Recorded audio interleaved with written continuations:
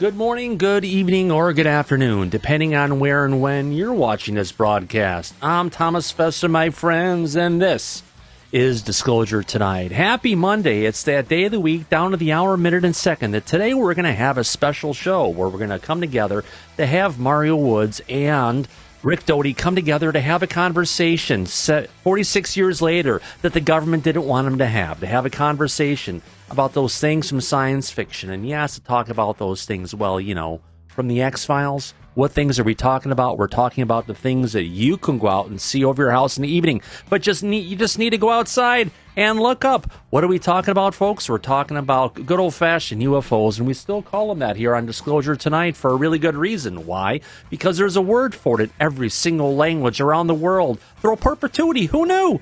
So as our federal government continues their 90-year war against the extraterrestrial presence, how do we know?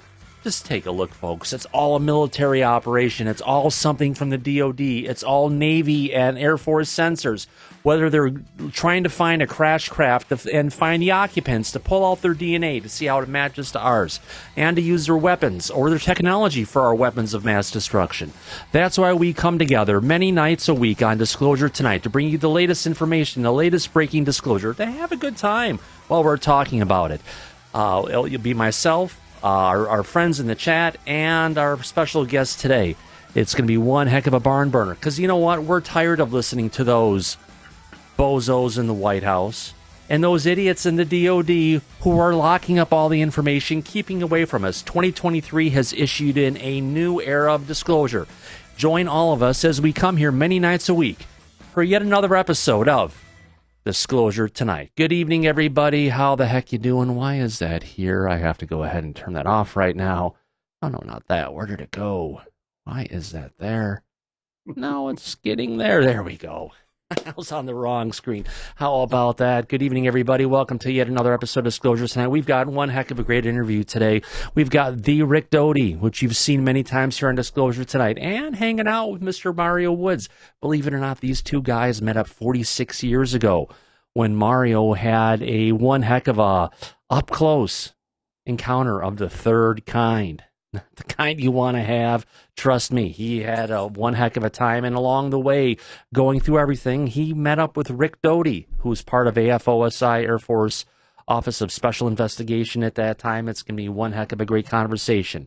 Before we get onto this, let's go ahead and take a look and see who we have out in the chat, and welcome everybody in. Let's go ahead and jump through this, or the drums. All right, let's do it. Ann Joanne is here. A Phil is around, along with Brasma, Taz, Amiga Rules, believe it or not. The Andrew Donnelly, April R. Coleman, Avi M made it in, along with Bill H. Brendan England is around. Good to see you, along with Avi M and A-Rod. Avi, welcome all the way from India, my friend. CF is here, along with Circus Brains. Cosmo Fang, along with Crypto Breed 1968, made it in. Daniel Bogozowski. Bogus, dude. Thanks for coming around. Danielle Wallace, Danny S., and Daraj. Good to see you, Daraj. Majalik. I think I've got that. Hopefully I got it right. The Daryl Zernick, Mr. Live Long and Prosper himself. David N. is here, along with Delta Echo. Diane is around. Renee also made it here. Welcome, Firefly. Good to see you, my dear lady. Jean Splice, Gentilly Girl, and Health and Business is around. Thanks for the emails, Health and Business. I appreciate that. Hollywood is out there as well. Good to see you, Hollywood. Jamie B. Jan is in the middle again. Welcome, Jan. Kathy is here, along with Kelly Barot. King Ja Official M4K also made it in. Welcome, King Ja. Lady D is around. Liliana Chuna. Good to see you, Liliana. Lily B is here. Little Schism. Skillism made it around. Magic Molder. Marina is here. Welcome, my fair lady. Mario's Taco. Mario's Octopus? Oh, figure that out. That's actually a person's name. Marcus Mandela's around, along with Matt Guess. Michael Sukloff, he is in the chat today. Maybe in the back later on, we'll find out. Mr. Catfish 2100, our longest-term viewer here at Disclosure Tonight. Thanks for coming out yet again, Mr. Catfish 2100. Neil Morgan is here, along with Niles Guy. One Planet, One Species. Mr. Owen from Ohio made it in. Welcome, Owen. Matt Guest made it in along with Neil Morgan. Rachel Smith is here, and the Pete Liebel and PC, also known as Paul, made it in. Good to see you three. Chris, also known as Rain Down Fire, is around. Raven Creek Charms, Robert Charles Zim IV made it in along with Rochelle. Good to see you, Rochelle. Could we get one more Rochelle on there? Maybe. Russell Clearly is here along with Russian Malone. Shelley Montgomery and Sova's here. Stu is here. Paul Damon is around. The Observer also made it in. Welcome, everybody. Good to see you. Stu is here. I already welcomed you. Who else do we have out there? We have the Tracy Scott, who has 666. W. Decker made it around along with Wildcat Mahone. Yellow Tommy Tanker, also known as Andy. We've got Renee Cruz and Constantinos Caritas. Good to see everybody. Holy cow. We got through that pretty quick. Well, I'm glad we did because we've got a lot of stuff to go ahead and talk about today. But before we get there, let me introduce our panel in the back before we welcome our guests. Yes, we've got a select panel of people that Mike has lined up for us to have for this conversation here today. Take it up with the Mikester. Who do we have? Let's go ahead and find this. Well, in the back today, we've got some people I want to welcome in. Who do we have back there? Wes Decker, how you doing, West? I'm doing great. I'm really looking forward to the conversation tonight. It's going to be a fun show. Should be. We also have Lee, or better known as LM. How you doing, Lee? I'm doing well. Thank you so much, Thomas. Thank you so much, panel, and welcome Disclosure Tonight family. Let's have a good evening. Yeah, and we also have the Peter Panda. Welcome, Peter. How you doing? Hey, Thomas, great. It's great to have Mario here with Rick, too. This is going to be a great show. Really speaking of those two, let me pop them in. Where did they go? Oh, wonderful. They just went off screen on me. There they are. I fixed that one. I'm not sure what the heck happened. Let's bring them back. Let's have a good time with it, my goodness. Well, let's also see, besides those guys, we also have Mike, Disclosure. How's it going, Mike? Oh, it's going well, and I had to be here tonight for both of my friends, Rick Doty and Mario Woods. This is going to be a historic episode tonight. Absolutely. Talking about Rick Doty. Rick Doty is a former member of AFOSI, a person who's been on here many times. He's been working with the Disclosure Movement, trying to bring and vet a whole bunch of different whistleblowers and bring him forward to the Senate to move this thing forward. And if you haven't met Mario Woods before, let me go ahead and introduce him. Mario Woods is a former member of the Air Force, I believe, Mario? That's correct. Who was looking over some missile silos, and you ran into, whether you liked it or not, a big honkering orb of a UFO hanging out over one of the silos, and it changed your life forever. Welcome, my friend. Thank you very much. Yeah. Thanks for having me. Absolutely. It's great having you all around. Appreciate the people in the back. Appreciate the guests who are coming in here today. One of the things I just want to kind of bring forward, if you could summarize, your story, Mario, in 5 minutes or less, in a quick, if you want to call a summary of your story, how would you introduce yourself, kind of, to people who have never heard from you before?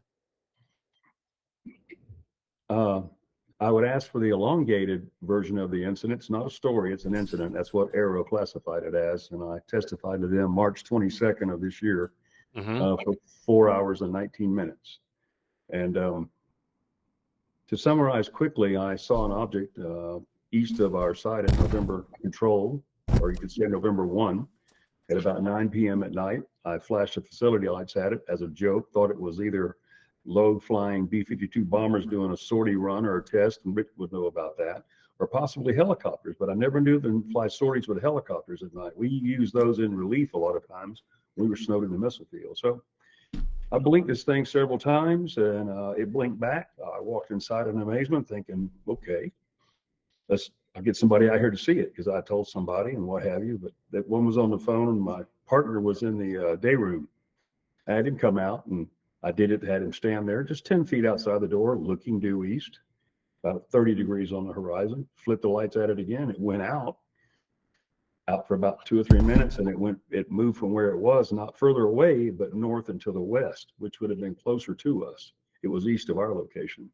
Then it came back on for a few minutes, but it did that a total of 3 times. When it came on the last time, it stayed on for just a few seconds, and it went out.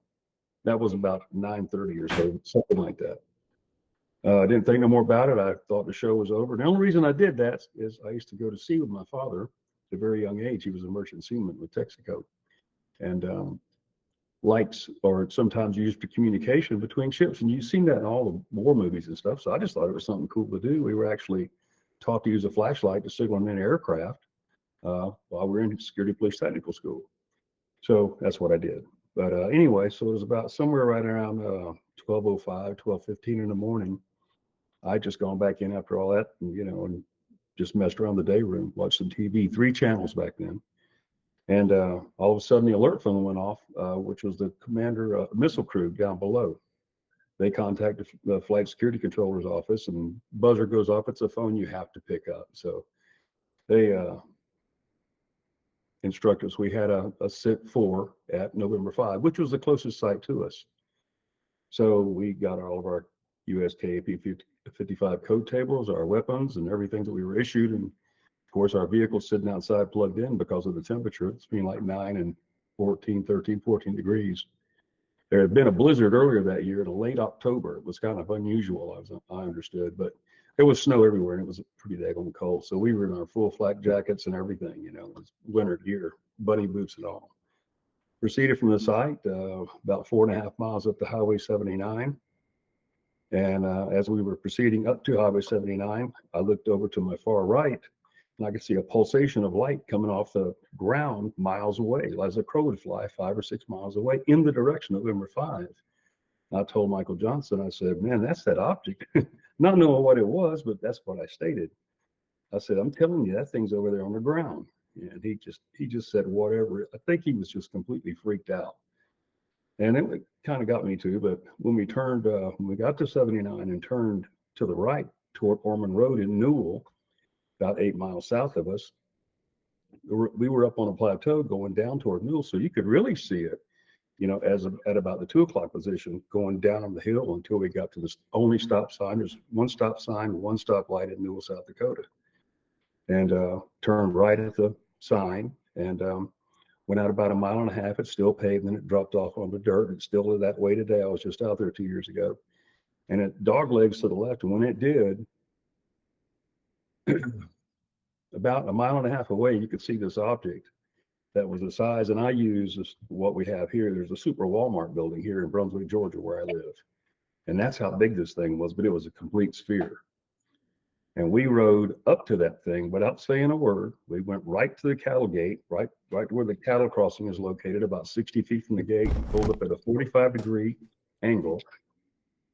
And that was our big tactical move against this thing. Yeah.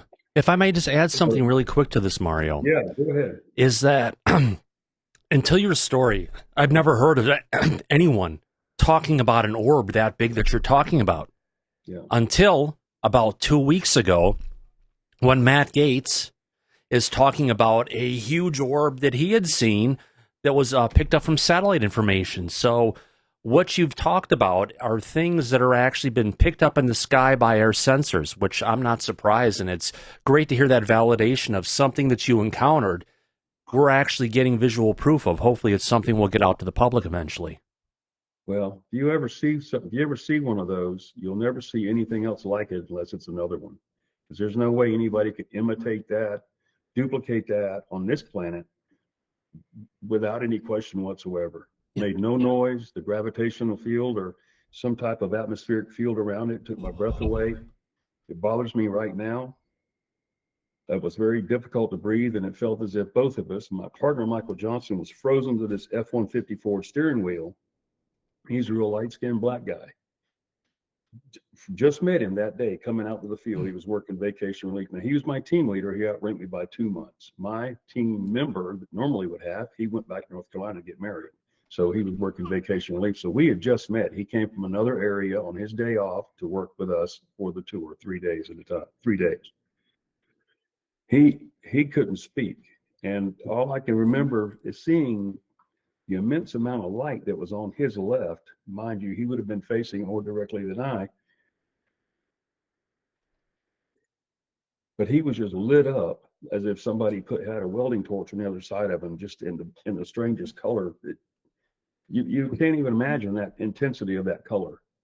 and that flash, and then all of a sudden you can't breathe, and then you feel as if you're being picked up. And I weighed about 210 pounds then, in super shape. I felt, with all those clothes on, I felt as if I was being pulled up into that back window of that single cab F-150 truck. And something, I don't know where it came from, told me, you've got to ask for relief.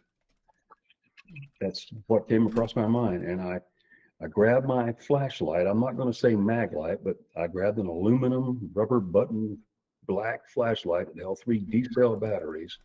The reason I'm saying that, somebody said, well, they didn't make mag lights till 79. Well, they didn't go commercial till 79, but they were making them. Somebody was. I had one. I rolled down the window of that F-154 pickup truck, and I had a mitten on and a mitten off. Those were pilot mittens, the ones that, have the fur on the back, and they're 3-fingered, and are, 3 fingers in one, so you can operate your weapon. I rolled the window down, and I pulled myself up on the windowsill of that truck. A 220-pound man, I did that. I was too afraid to step out of the vehicle, even if I was armed. I had 120 rounds, just like Michael Johnson did, 5.56 ammunition. You don't, in a situation like that, you don't know whether to shoot that thing, run, or mess yourself. And that's the truth. You don't know which. I pulled my mag light out, and I held on to the blue bubble on top of the truck, and I flashed my mag light at this object. Imagine that, me flashing a little old mag light at something the size of a building. And this thing was so large that the sight was just miniaturized by it. Literally, had I gotten out, if I'd have walked 10 feet, I'd have been under one edge of it. And it was if I can describe it, the best I can remember is like plasma fire on an object, electrical plasma. I guess that's the only way plasma can come about, right? Right. That almost sounds also like the orbs that were seen over, I believe it was the USS Russell on the east coast of the United States that Dave Beatty has mentioned many times. Except the ones he was seeing was like the size of a car. Yours was on a much larger, grander scale. Oh yeah, it was huge. Now, there was another thing too, sitting directly in our windshield. After I pulled myself back in that vehicle, immediately we could breathe. The intensity of the light didn't stop, but there was something in front of our windshield, and it was moving from left to right, and it was so quick, it was very hard to get a visual on it through the windshield with what all that was happening. My head was on a swivel about to spin off, with everything going on. And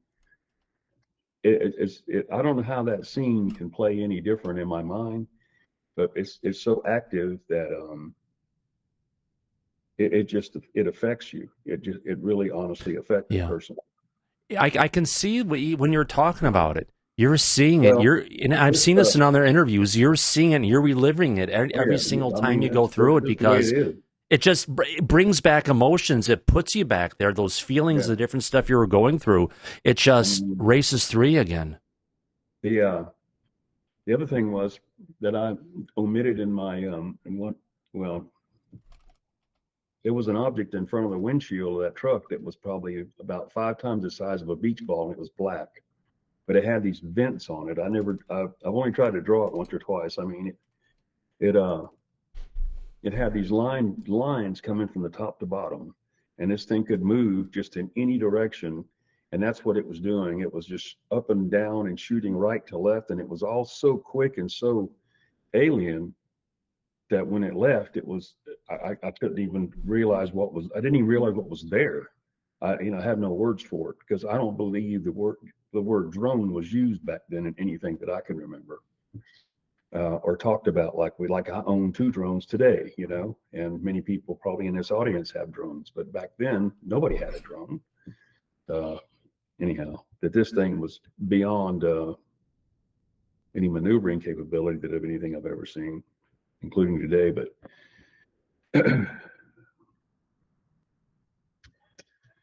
Michael Johnson was just frozen. He was just too. He was just blue and frozen. I kept yelling at him and talking to him, pushing him, shoving. I put my finger and I shoved it in his temple one time and said, "Hey, man, what's wrong with you?" I mean, I was just, I don't know how do you deal with something like that? And you got a person that's completely turned off, and you're sitting there, going batshit crazy. What's happening to you? and you can't, for a minute you can't breathe, then you can't see, then you have all these objects going on. You got this thing illuminating stuff, and then an intensity that is indescribable. There's no Hollywood lights or any kind of light I've ever been subjected to in my life greater than that. I've never seen anything like that. I don't even know if Hollywood could produce something like that. It was a light that permeated every single part or atom in that truck, and myself and my partner. Everything we had, I felt was just lit up. Mm-hmm. It's a different kind of light, isn't it? Yeah. Yeah. And I'm super sensitive to lights today. When I sleep, I can't have any little LEDs popping anywhere or anything pulsating. I don't know. It's just a part of me, Yeah. But so. Could you look at it without hurting your eyes, or did it blind your eyes? No, I looked at it. I looked right into it. I had to. Yeah. It was like you'd have to turn your face from the sun, but I could look at this, and I did. Yeah. But probably if you turned your face the other way, the light would still be coming at you. Yeah. Yeah. Yeah. Well, I had burns, but that's for a little bit later. But the next thing was, and I'm just going to throw this out here to you, is that I heard in my body, not verbally like we're talking now, in my body, do not fear, but it was a language, or it was a communication. Yeah. Like it was underwater, as if it resonated in the literal liquid of my body and resonated into my brain, because I didn't hear it from my ears come inward. Yeah. Something reminded me of it one time. I was trying to remember, and I think it was one of those Harry Potter movies where that snake is talking to him or something like that, and it's a hissing similar to that, but it seems wet, and you never can forget it. I mean, I can close my eyes and I can hear it today. And there's no doubt about that in my ex-military mind. Mine was, it's okay, you'll be home soon. But it just resonates from you. There's no words coming. It just goes through your body. Well, I didn't know how to answer that. No, you don't. Do not fear, do not fear. And I knew to look straight ahead. And my partner was nothing, man. He was like he didn't even exist. This switch was flipped off, period. But I knew to my right, there was something. And all I had to protect me was either that weapon between my legs, and I had a barrel in my fist. I don't know where my light went when I got back in, when I put myself back in there. And I had rolled the window up, and I didn't want to look out that window. But I felt as if my vision was doing this, was closing in on me. And before I said, okay, I'm just going to pass out, I guess, I looked to my right, and when I did, I saw maybe 15 feet away, approaching me, 3 small figures in the front, and behind them a tall figure. Anything like any of these guys here?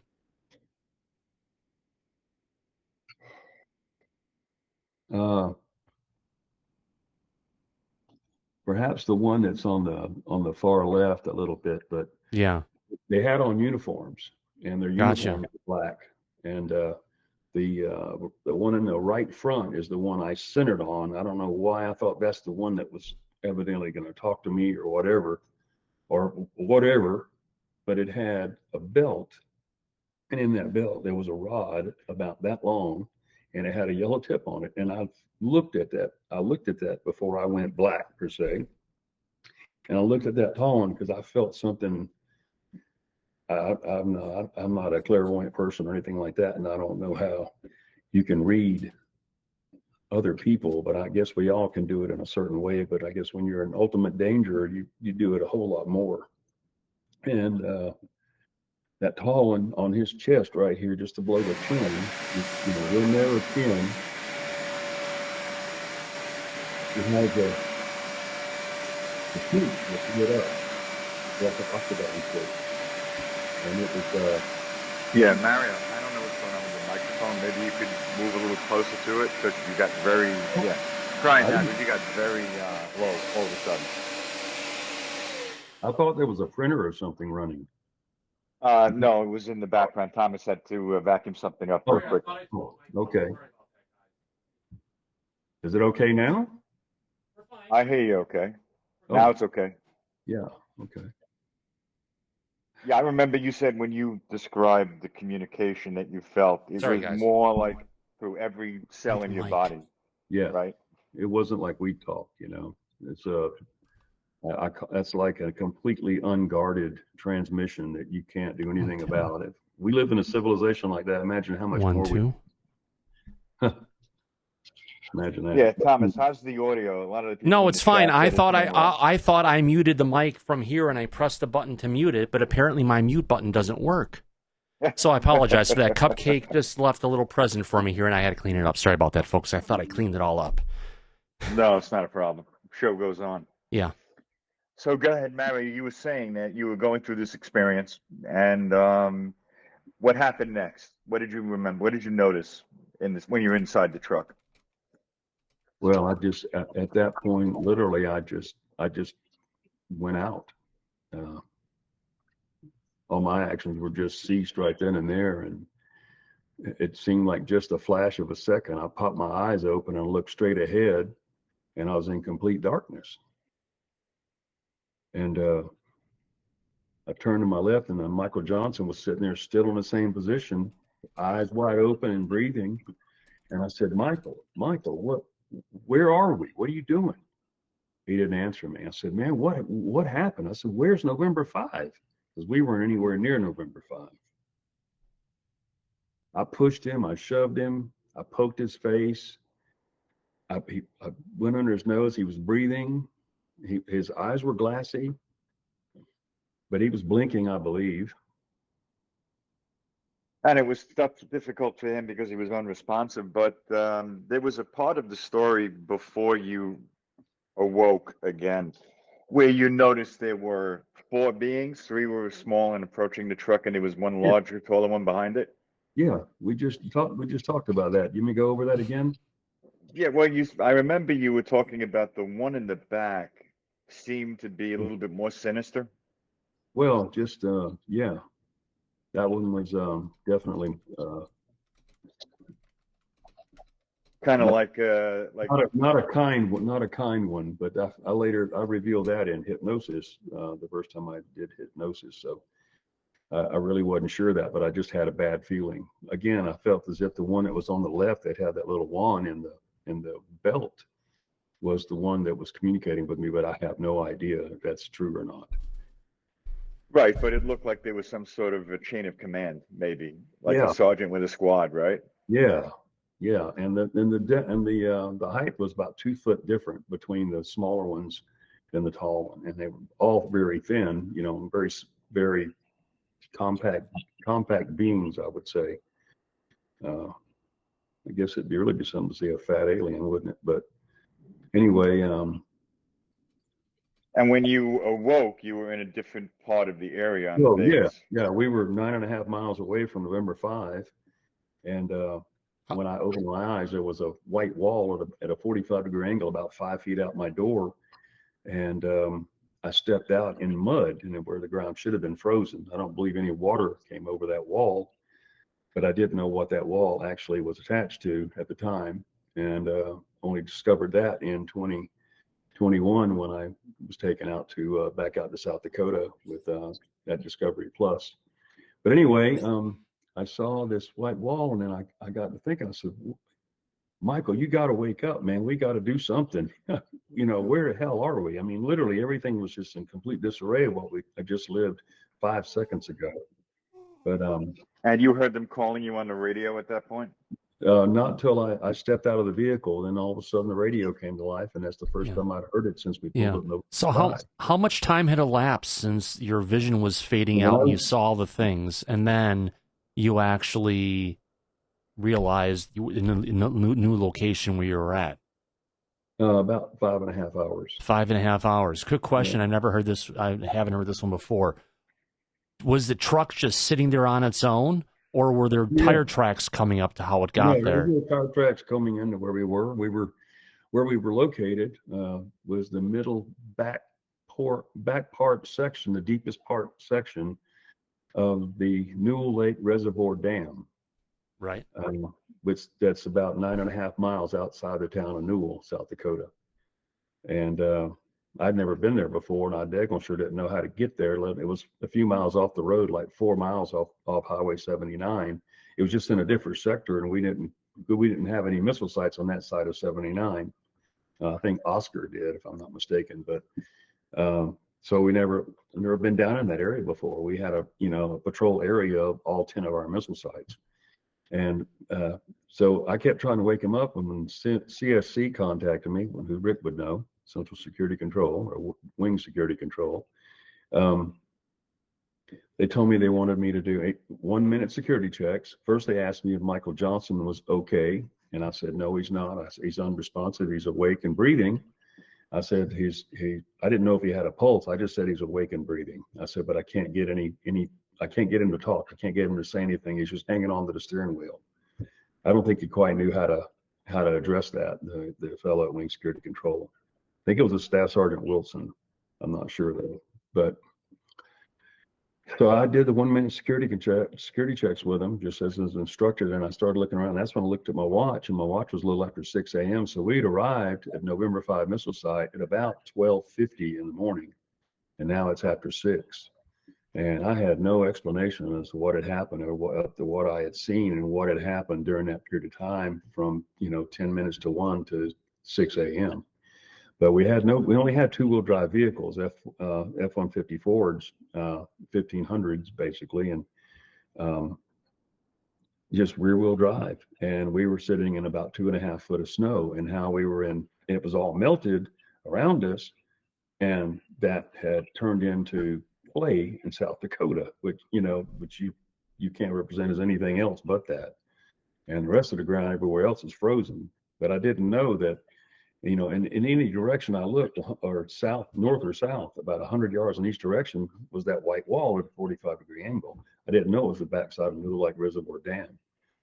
And it's a little after 6 when one of the armed response teams located us, and there were 2 backup alert teams. Rick would know about that. So there were 6 security policemen looking for us in 3 patrols. I don't know exactly where they were from.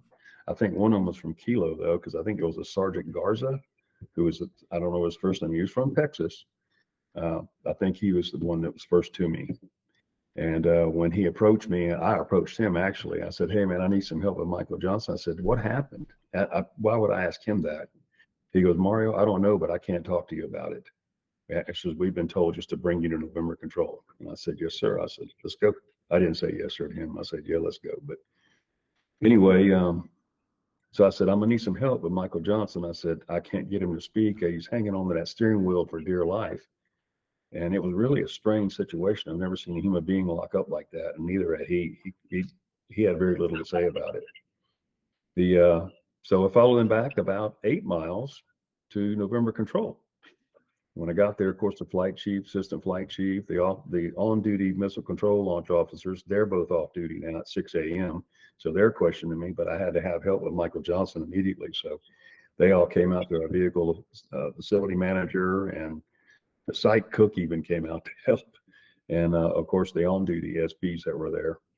And I went into the day room, and they took Michael Johnson to the back room. And I guess they were trying to get him drinks or get him something or get him to come to in some way, which I'm not sure if they did, because I didn't get to see him again. And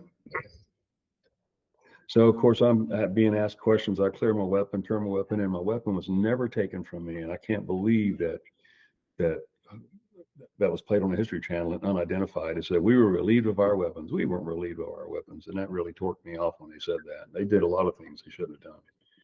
But that certainly wasn't Lou's fault. That was those production people's fault. They do stuff like that. I mean, they just omit everything. Anything that's of importance, they want to turn it into something else. So. Oh, now you have the opportunity, Mario, to speak the truth about everything. Nothing is holding you back. Yeah. So anyway, we go in and I'm asked every question. I mean, I'm just sitting in one of those chairs, and they had smoke buckets sitting next to your chairs, and I've seen grown men pull rank on those smoke buckets for a long butt in the wintertime when you're snowed in on a missile site. No laughs, no. Yeah. I've seen men pull rank on that. That's my bucket. You can't have, it's got a 3-inch long cigarette butt in it. I'm not kidding you. I'm not kidding you. But anyway, quick question coming from the audience, Mario. Yeah. Did you undergo regression hypnosis, or are these just memories that you've got of the whole event that you're dealing with? These are my exact memories that I'm still dealing with, but I have been under hypnosis twice. Gotcha. Interesting. Thanks for. Did any additional details come out in your regression? Yes, much. Sure did. Wow. We can get into that, but yeah. Continue on with the story. Sorry about that. Just people asking. This real quick, we they're just questioning me from every direction, and then I sat in there for about an hour. I think I got some water or something. I was just totally not in reality. Just I don't know how to describe it. I just felt as if I was somewhere else in that room because people were just talking at me in every damn direction you can imagine. And there's one lieutenant, he got kind of loud on me, and I just said, look, I'm just telling you what happened. Of course, I never ever said anything about what I saw out my right window. I was smart enough not to say that, and Rick knows what I mean. Had I said I saw alien beings outside that window of the F-154 pickup truck, I probably that would have been probably my last month in the U.S. Air Force, and I just been there 2 years. I was just married. I was having a good time. Yeah, you would have lost your security clearance for sure. Oh yeah, yeah. And you were smart enough to know that at the time when they were questioning you. Yeah, I had to. I mean, there was, and I don't know what Michael Johnson would have said. I apologize for that. No, but he was on his own at that point. You were having to fend for yourself, Mario. Yeah, and I still hadn't, talked to him today. I mean, we've talked one time since that, and I'll get into that. But anyway, so I took all the questions I could actually take, and I just said, I just had to get quiet for a minute. And I said, hey, I got to go to the restroom, okay? So I had some water. They didn't have bottled water back then. We had a cup, I mean, so many things we take for granted today, that exactly we didn't have back then. So you went to the bathroom to get some air. You wanted a break from that. Yeah, and I had my water, and I just went into one of the stalls. There were 2 stalls, 2 showers, 2 sinks, everything. Real nice. I mean, these facilities are really nice. I mean, in the middle of nowhere, they're really nice. So I just went in a stall and sat down, and I just sat on the toilet, and I was drinking my water. And I put it down for a minute. I felt kind of strange. And all of a sudden, I had this feeling that I was going to leave my body. Oh, wow. I just felt as if I was going, I didn't think I was passing out. I thought, what I am, it's time to go. I said, well, I thought maybe I was going to die. I didn't know. I don't know how to deal with that. I mean, who does? But I thought I was going to die because I felt as if I was moving from the top of my head down through my body, down through my neck, into my chest, and I had 2 clear paths to leave out of my feet. Now, how do you even imagine a map like that? But I knew I could do it, and I knew I was going.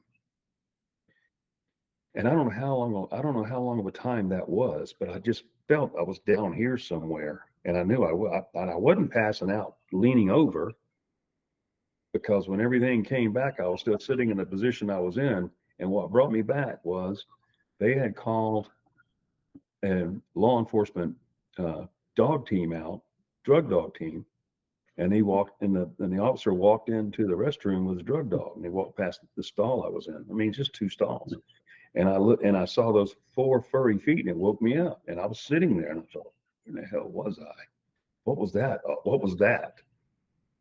And he said, hey, Mario, you okay?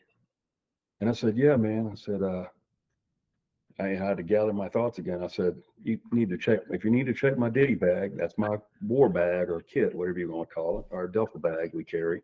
I said, it's out there in the day room. He said, oh, no problem. We've been on through that already. I thought, son of a bitch, okay, okay. So I came out and I just wet myself. I just stood right there and just my uniform and all, I didn't even care. I just wet myself, man. I just had to gather what my thoughts were, what I just experienced, because I don't know if I ever want to experience that again. And I don't know if when I die, if that's how you're supposed to go or whatever. But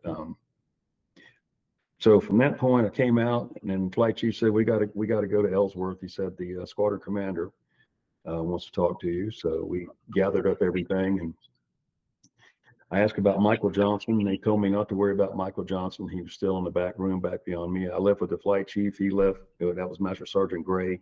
He left with Tech Sergeant Hawkins, his assistant flight chief. And, when did you meet with the flight surgeon? When you first were after the bathroom? Yep. Yeah, that's a few minutes from now. But so we transported back, in different vehicles to the base. Went into Box Elder. Went straight to the SATAP building, which, as Rick knows, it was an old, great, big, huge hangar for bomber aircraft at one time, converted into offices and everything. And I went in and reported to Colonel Spraker, and there was Rick DOTY sitting on my left as I walked in, and another man, he was commander. I think it was Jack Green, but there was another man, I don't know who it was, and he was a tall guy with a gray colored suit like this guy's got in that picture. And yeah. And here's Rick DOTY from 1977, believe it or not. Yeah. But the other guy standing on the other side of that, Jack Reed, he had on a suit that color. He was a tall guy with a hat. And I don't think he was military. Yep. Rick was there. But anyway, so I reported in just like I was supposed to do, and they were all sitting on my right. And the deputy base commander was there as well. And Colonel Spraker started off saying, I heard you had one heck of a night. He said, we had a serious situation out there, and you guys did not go, or we never did what we were supposed to do on that site to find out why, it went into alarm. So I don't know how that was addressed later. He only briefly mentioned that, and then he just went into, what did you see? How did you see it? I guess he already knew about Michael Johnson. He said, well, what's happened to your partner and your team leader? And, all the questions seemed to be the wrong questions that he was asking. And I did the best I could for, I guess, I don't even think I got to sit down for probably the first 20, 30 minutes, and he let me sit down. But we were in there about an hour and 10 minutes. And then he told me that the flight surgeon's office was expecting me. They wanted to check me out. And so I was placed in his vehicle and escorted over to base hospital for the flight surgeon's office. And I thought a flight surgeon was around the flight line area somewhere, but they took me over to the hospital. And there were two doctors in there. I don't know their names. And they looked at me everywhere, they prodded and pushed and did everything. And knees, elbows, nose, ears, eyes, looked down my throat. And the first doctor, the one was standing back being kind of quiet. The first doctor just, he was just watching what the other guy was doing. And he says, Senior Airman Woods, he goes, you have some burns on you. And I said, excuse me? Because they checked my arms and everything, my hands. And he said, yeah, you got a burn above your right eye. He said, how'd you get that? I said, I don't know. I said, maybe the intensity of the light of that thing that I saw. And he didn't even say anything. And he said, well, let me get a skin sample. I'm going to take a skin sample from up here and on the back of your hand. And he took two off my back of my hand, one over here and one over here between his knuckle.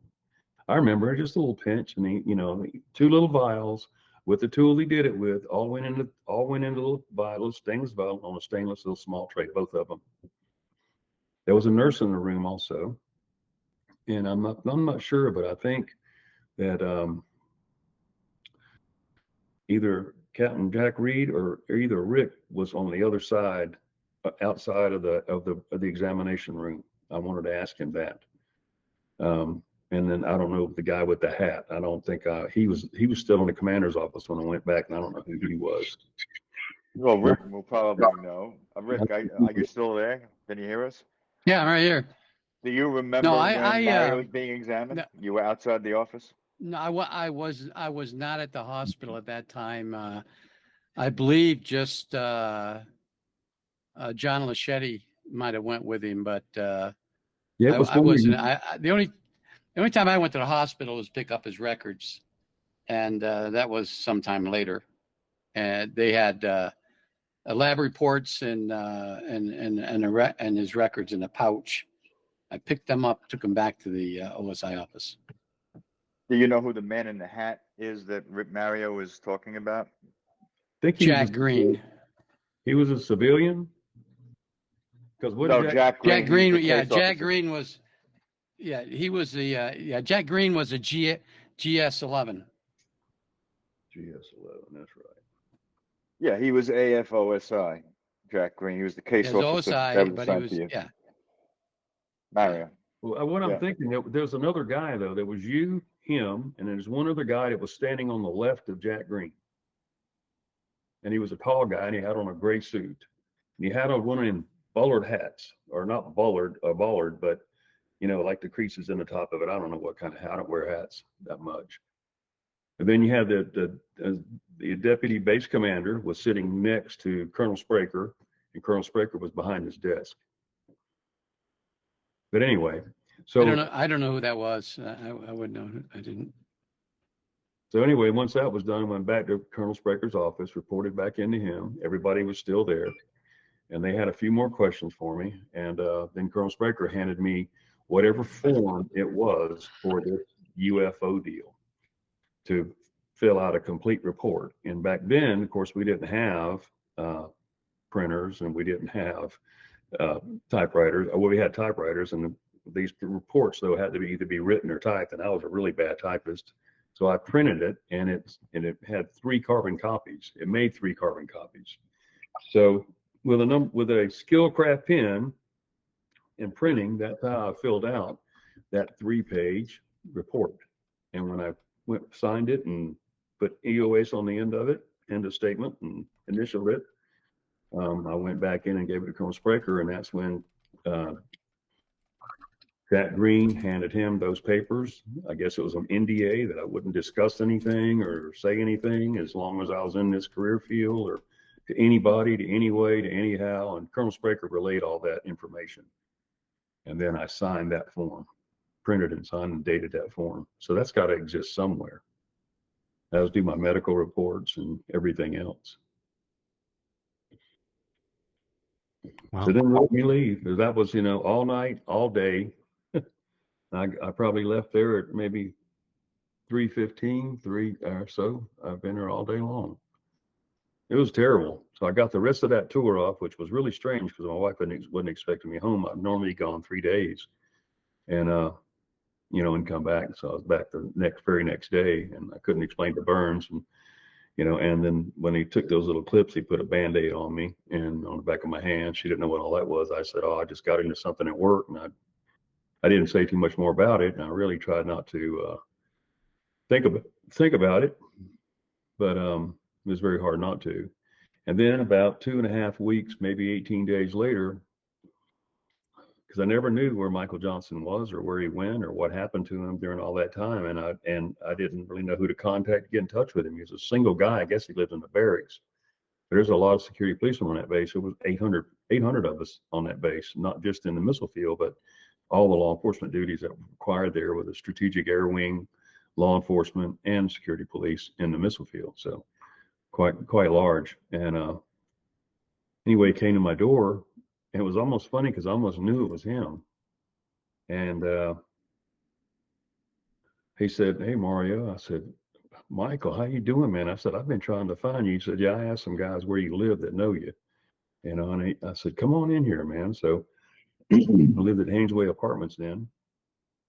And we sat down and discussed everything and talked about everything. And I immediately, he sat on the couch and I was in a chair. And I said, I want you to draw these things for me. And of course, I got somebody that's listening to me now, she's listening, hearing me. And I said, "I need you to draw some things," and I will too. So I went over to the dining room table, and he stayed at the coffee table, and he started drawing what he saw, and I drew what I saw. And it was unreal how uncanny he did not see what was on the right side of him, or he never told me that he saw the beings that I saw. But he did hear the words, "Do not fear, do not fear." They resonated through him also, and he brought that conversation up. He drew the vehicle as I did, because evidently it did register to him. He did see it in the very beginning, and then he just went comatose, I guess, just not being able to percolate what he's looking at. I don't know. It was very difficult for me. I was in a reactive state. And all I could think about was being an ambassador, believe it or not. I don't know where that would ever come from or how that could even manifest itself, but it did. And I wonder today often that had I just got out of that vehicle, no weapon, of course, and just walked up underneath that thing, what would have happened? Imagine what you could learn if you blasted off from a society like that, you know, and or wherever they're from. Who knows? I'm just throwing stuff out there. I'm just talking. But sometimes, you know, with all the strife and things that you see going on here, wouldn't that be cool to learn what these people could teach you? You know, why do we always think we got to shoot them down? I don't get that. So anyway, we discussed everything just like I said, and he left, and that's the last time I ever saw him. But before he did leave, I got to go back to this part. He said, "I remember your glove on a shiny floor." Well, I didn't really register. I said, "What now?" He goes, "I remember seeing your glove on a shiny floor." You know, F-150 Fords don't have shiny floors. We were in no place where anything was shiny where we were. And he said, "Yeah." I said, "My gloves?" You know, because I mean, I was like one of the only guys that had those. A pilot gave me those, and I was really proud of them. So I ran in my room and I grabbed my ditty bag and I just opened it up and unzipped it and threw it on top of my couch right there, and everything that was in it, underwear, socks, whatever, clothes, pants, everything, just made a big mess. And my left glove was there, my right glove was gone. And that's got burned on that hand. So I just didn't even have a comment. I just looked at him, he looked at me, and I thought, well, I guess we left that on their floor. So they got a souvenir, I guess. I don't know. But he left. He did give me his name and his address where he lived. His home was in Chicago. He's a single guy, so he used his permanent address as his parents' house. And I kept it in my Bible. And I don't know where it got off to. I just don't know. And I've been trying to find him now for probably when I could talk about it. Since 96, I've been trying to find him. I bought up my first computer in 93. I've been trying to find him ever since. And we've had, you know, investigators look for him in Chicago, Illinois, and that's where his home was, and everywhere. And to no avail. Have police officers that are investigators now look for him, and Arrow's looking for him right now. I did testify with them, as I said, March 22nd. So they actually have his name and all the other persons involved, and even Rick's name that I put out there, because I literally told him everything I've just told you, but it took 4 hours and 19 minutes with their questioning and how it was all summed up. Interesting. So you have testified with RO. You've let them know a whole bunch of different things. Did they actually take notes when they were talking with you, or did they call back and ask for notes again? Everything. Yeah, they take everything. Every single thing you say, they take down. Yeah. That's why you want everything. I want everything out there. Yeah. So what was your experience like talking with RO? Were they a professional organization who had all security locked down and everything? Absolutely, to me. So I was really just surprised when Sean Kirkpatrick sat there in front of Congress and stated that they could find no correlation between any nuclear system within the military or wherever and UFOs. I thought, you are got to be kidding me. You know, I just couldn't believe there was no correlation, he said, quote unquote. Which is no correlation. But I remember we were discussing this privately, and you told me that it was they didn't have you go down to Washington D.C. for the interview. They had you use a phone line, party line. Classified. It was classified. Yeah, it was classified, but you weren't the only one on that line, right? Well, when I first called, I cued in on somebody else's conversation, which was kind of unique, but I better not say too much about that on the open air. No, you can speak freely here, Mario. Yeah, but We're it was all friends. strange because then, you know, they realized they had to do something about that, is what I was told later. Because, you know, they were new and they were trying to figure everything out. And I guess they had to try to get a briefing together for Sean Kirkpatrick before he went to Congress to get all the relevant information they could. Several of my friends have been interviewed by them, but but initially when you were listening to the other conversation, they didn't remember that you were on the line. You had to try to get their attention, right? Yeah, I did. I did. I was probably on there about 5 minutes, And And they didn't even realize that you was there. didn't even. Yeah. And trust me, we don't want to know anything about that conversation, but it just goes to No, show you that don't. even though they're a part of the DOD and they're supposed to have every single level of top security to deal with everything, it just goes to show that they have a poor sense of leadership within the organization to set up the proper process and procedure and systems for people to follow. Yeah. Well, Especially- no, actually, part of that conversation was that what came up on it that me and Mario were talking about. They mentioned Avi Loeb, believe it or not, Thomas. That name came up in that conversation with Arrow, if you can believe it. What you get with New Yorkers, you can't tell them nothing, man. I'm just No, kidding. Thomas is a fan of Avi Loeb, so that's why No, I wanted to mention that. but- Actually, we have Wes Decker on the channel here on the call right now, who actually came up with the moniker nickname of Avi Lube. Oh my.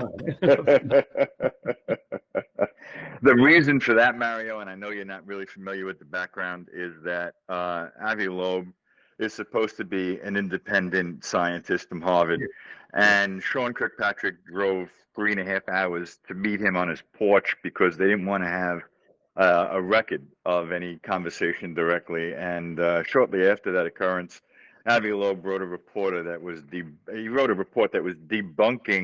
the information that came out of the Ukraine astronomy. It was coming from the National Academy of Sciences, the astronomy section of that.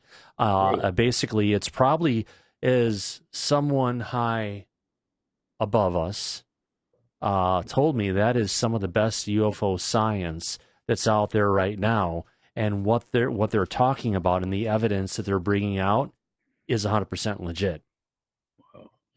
But Avi Loeb decided to debunk it, and we think it was at the behest of Sean Kirkpatrick. Right. Which, and Sean Kirkpatrick and Avi Loeb, didn't they have a paper that they put out? They did, and basically they were saying, Mario, that these things that they're seeing in the skies, like the Tic Tacs, they can't be real. It has to be a sensor issue, because when they're moving through the air at 53,000 miles per hour or whatever they were going at, there must be a fireball that goes around the craft, because of anything that's moving through our atmosphere that fast, it's going to break the sound barrier and it's going to turn into a ball of fire. And if it isn't, it's just it's an imagination.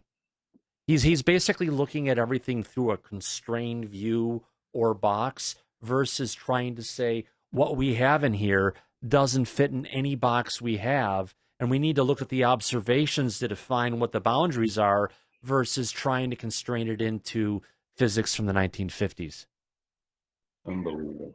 Oh, Yeah. and you have every right, Mario, to be upset by Sean Kirkpatrick's statement that there's no corroboration between these craft, the UAP, and nuclear missile bases. Yeah. Rick and I were talking as well. And Rick, isn't there a history that you're aware of at Ellsworth where Mario was in regards to these craft and incidences like Mario went through? Yes. In fact, in 1970, there was a report on the internet, and also a report that Wendell Stevens had that dealt with an incident that happened on 17 January 1970. Lieutenant Michael Seahorn, a 68th Strategic Missile Squadron Launch Control Facility, reported an outer zone alarm at Delta 4. Security alert team responded. While they were going there, the launch control officer advised that the missiles, two of the missiles, that one and another one, became disabled. And so that was in January 1970. We know in now, ironically speaking, Mike and I talked about this earlier. I always thought there was another incident that happened in McCord. I mean, not at McCord, at Ellsworth in November 1977. Involved an Airman First Class Phillips, in a Airman First Class Reiki. They were at Lima 9. They were dispatched there as a security alert team, and for an outer zone alarm. while they were en route, they were informed that there was an Arizona alarm activated. When the Airmen Phillips and Renke arrived on scene, they observed a object behind the missile site and a bright light being directed onto the site. They got out and did their thing they're supposed to do. And this is where the story goes from bizarre to unbelievable. Apparently, there was a laser or something shot at Reiki's M16 rifle. He dropped it. He had burn marks on his hands. They called a duress on their portable radio and to whatever, I can't remember what, Lima Control. And the other security police, a reserve, according to this report, a reserve security alert team responded. And it was a Staff Sergeant Jenkins got there. Reiki and Phillips were incapacitated. But they didn't see any, these two, the reserve team that got to the scene, they didn't see any craft. Apparently the craft had gone. But what they found was at the A and B hatch, and I'm not, I don't know much about missiles, so you might have to explain what the A and B hatch were, was, Mario. I mean, I know basically that it's something to do with getting into the silo. Absolutely. But I don't know exactly how or what. I think one's the top one, one's the second one, and they said something to the effect that it would have taken. It should have taken 30 minutes for the B hatch to open, or something to that effect. You go ahead and explain that to us. Yeah, well, that's what you have code tables for, or you're issued those as a security policeman. Because if the maintenance team comes out, they have to access that missile. You have the first part of access to that missile as a security team. Nobody has all the keys to everything. You know that. In a PRP program, personal reliability program, everything's a two-man team, right? Anything dealing with a nuclear weapon, any DOE facility, anytime you deal with a nuclear weapon, anything, you never walk into a room where there's an active, sensitive nuclear material piece laying anywhere without another person. You're always in twos. So that configuration holds true there. So that was the A plug that we would be responsible for. The B plug, the maintenance team would have opened, but the people doing the work on the missile, they would have opened the C plug. And he's right, that B plug should have taken about 30 minutes to cycle. Once you start opening, and it starts releasing, I guess, the mechanism, from what I understand. I've never even really seen one open. I have been all the way down to the missile several times during, change outs and that kind of thing. Just to see it, I wanted to write a name on the side of on a rocket one time, but I knew what that carried if you were found out. Can't do that. But anyway, that would have taken probably 30 or 40 minutes for that B plug to be accessed to actually pop open. And these are not just doors that open, they are doors that are like 5 and 6 foot diameter. But when you open them, then maybe at the 4 foot diameter, the plug gets smaller and smaller and smaller down to where it just opens up that C plug hole, and that whole configuration comes up. So it's believe me, that's quite a door. You couldn't even blow it out of the ground with something that you could just go and buy. You'd have to access that rocket, you'd really have to have some serious power underground to detonate it, to blow it out of there. But yeah, so that's A and the B plug was open. Yeah, and they also found that there was evidence of radiation on both of the security policemen, on Phillips and Reiki. Now, so that happened November 16th, you said? Also, this happened November 16th, 1977.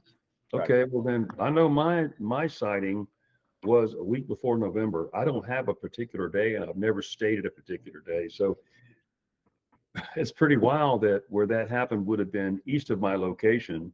And then for me to see what I saw east of my location, about 8 or 9 miles, and then all of a sudden November 5 goes. So, but wait a minute, it happened about what time in the morning was it? My incident happened. It happened at 20:59 hours on 16 November 1977. So you're talking about 9 p.m. You're talking about 9 p.m. Yeah. Yeah. Wow. So where they were located then, that would have been east of my location.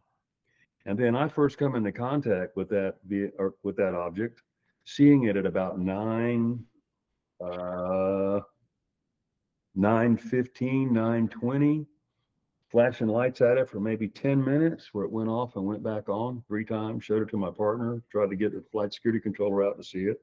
He was on the phone though, talking to his wife, Bill Holloman. His name was mentioned also to Arrow.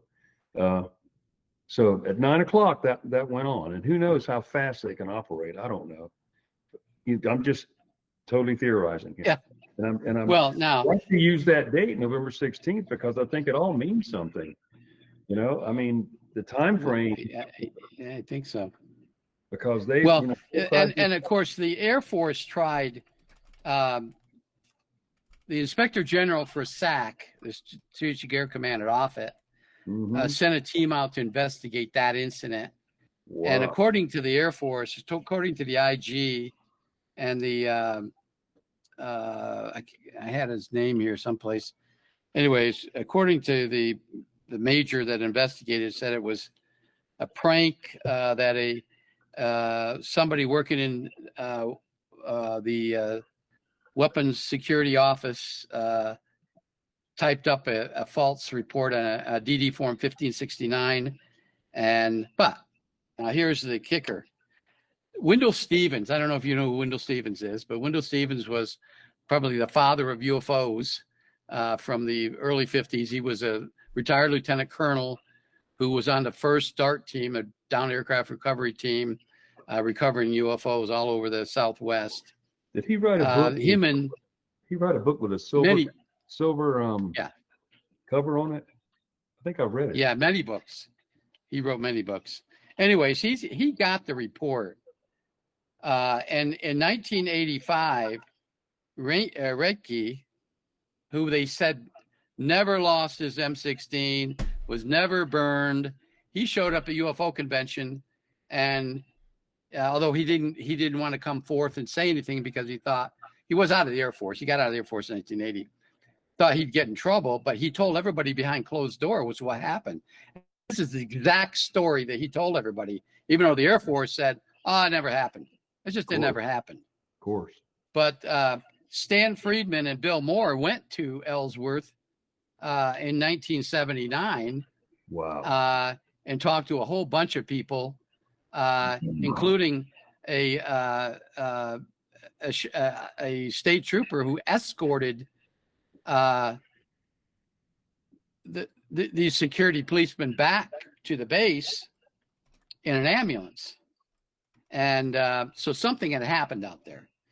And so it's ironic that years happened sometime in October, November, and then this incident happened on 16 November 1977. I know mine was a week before. I don't know the day. That's why I glammed on to the 16th of November. I'm just trying to put 2 and 2 together. That's all. I knew I was going to be off in November, and I know it was a week before Thanksgiving. I know. Here's another thing that we found. Wendell Stevens found. He, of course, passed away. Actually, Robert Dean found this out. At 2:30 in the morning, the wing commander, Spraker, the same guy that you're talking about, yep. The 44th Strategic Missile Wing Commander. Yep, that's him. Sent a covered wagon report up to SAC headquarters. Oh, wow. Now I'm not really something. Why don't you explain what a covered wagon is? I don't remember exactly what that is. But I don't want to do it injustice. Before it's a serious incident. Now I don't know if it's a transportation of something nuclear or not. I'm not really sure. But I know it's high priority, and it meets with all regulations of security. It may even had a U.S. Marshal out in front of TAC teams and a QRT team transporting these individuals. I don't know. I know a Broken Arrow is one an Where- accident involving a nuclear weapon. Yeah. But a covered wagon is something more serious. Yes, I think. it is. Yeah, I don't know. Maybe somebody need to Google that real quick and find out. I don't remember what it means, but anyways, they did activate a covered wagon. Well, I'll know whatever about that it. is. Trust me. I can see the words, but I can't remember the terminology. I think Thomas can Google what a military covered wagon is. Is an initial unclassified telephonic notification to higher headquarters notifying them of an event that has been detected or currently taking place. Okay. I have it's an unclassified message to inform higher headquarters that an unusual incident affecting priority resources, probably or actually hostile, occurred at an installation or dispersed site. So it's Well, more you to the got that one point from of the Googling incursion. Quizlet. Yeah. Okay. There you go. Is that yeah. Serious. There we go. Yeah, serious. Yeah. That's real serious. So that's pretty. Did you know a Captain Stokes, Larry Stokes? That name sounds familiar. You don't know? Was he a? He I'm was trying a to security remember. police captain. He was the captain. So I remember the one we had in the '68. Was there two different squadrons, a 44th missile and a 45th missile security squadron, or just one? It came the 45th later on, unless they call the 45th the aircraft side. I don't know, but from what I understand, we were always the 44th Missile Security Wing. Then later on, right now, if you look at patches from there, it says the 45th. I think it may be the 45th because the missile squadron's gone. That's deactivated. Yeah, there's no. That may be. There's no Minuteman missile there anymore. Yeah, they were deactivated in 19. And that's another thing. When you request a report through FOIA, the Air Force will say that they're no longer record keepers. Right. For Minuteman because they were deactivated in 1994 or whatever it was. Yeah. And that you'll have to go to the Air Force Material Command, who did deactivated them. Well, you go to there, that doesn't exist anymore. No. Air Force Material Command. So it's a shame. Anyways. DOE does that too. I worked for them for 14 years, United States Department of Energy, and I've had a few little things with them, and I got irradiated twice, and I've been cleaned twice because I was part of response teams. And anyway, damages can come from that. I got a lot of guys that were half my age are dead from cancer. I don't have it, but crawling through these floors where there was dust particles, in these areas of sensitive nuclear materials where they're being worked and cut and made into all kinds of things like hemoshells for a nuclear bomb or anything like that. All that stuff is machined. It's not just grown or anything. It's machined. So, all those particles, literally all those particles and those dust particles have to be accounted for and weighed every time those floors are cleaned in those areas. But anyway, crawling through these areas, you get stuff on you sometimes. And this one particular time I got liquid on me. I don't know what it was, but I know I was irradiated, and I know I popped up on a Geiger counter and had to be scrubbed from head to toe. And that is no fun. They burn all your clothes and send you home in a white suit after you're completely clear of everything. And then you later go back and you get scanned for that again every year. Just the word to know. So, Rick, we were talking. I remember you mentioned also at Ellsworth that specific incident. There was a Sergeant Albert Montauk that was involved in this as well. What role did he play with that incident? Montauk, yeah. He was the one that they blamed for creating the DD Form 1569. They said SAC, the SAC headquarters or the IG's office reported that he was punished and discharged from the Air Force on a general discharge. Well, Wendell Stevens and Robert Dean found Albert. And Albert says no such thing ever happened to him. He did work in the missile security squadron in keys and codes codes, Oh, keys yeah. and codes. Okay. So he worked alongside Wing Security Control then. That's where they were, keys and codes. What exactly is keys and codes? Well, They that's give you the keys to go out there? yeah, that gives you, it probably assigns keys to camper alert teams, to locks that are on the facilities themselves, on missile sites themselves, whatever keys are necessary to use to open an A, B, or C plug, or an A or B plug. There's a whole array of keys that they have to be assigned just to go into the missile field, what they may need them for. And codes. Well, he was his codes the same thing. Yeah. Okay. Yeah. They were probably USKP codes. Yeah. He showed them an honorable discharge. In fact, in 2001, or not, I'm sorry, 1999 UFO convention, Wendell Stevens talked prominently about him, showing his honorable discharge from the Air Force.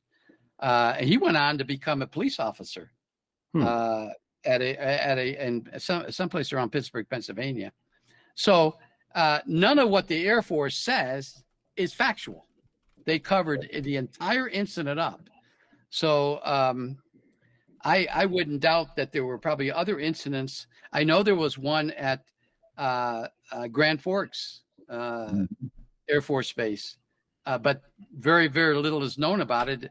A former security police, retired master sergeant, or I'm sorry, EA is senior master sergeant, wrote me probably a 20-page email some time ago and told me about this incident, and I can't find anything about this anywhere on the internet.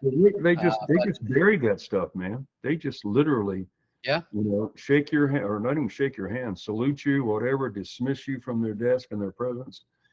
Go back to work. You don't talk about this. I carried that, man, for years. And I wondered, honestly, I never was made to feel comfortable. Immediately upon entering that office that day, man, I felt as if I was ready to be kicked out of the service at any time.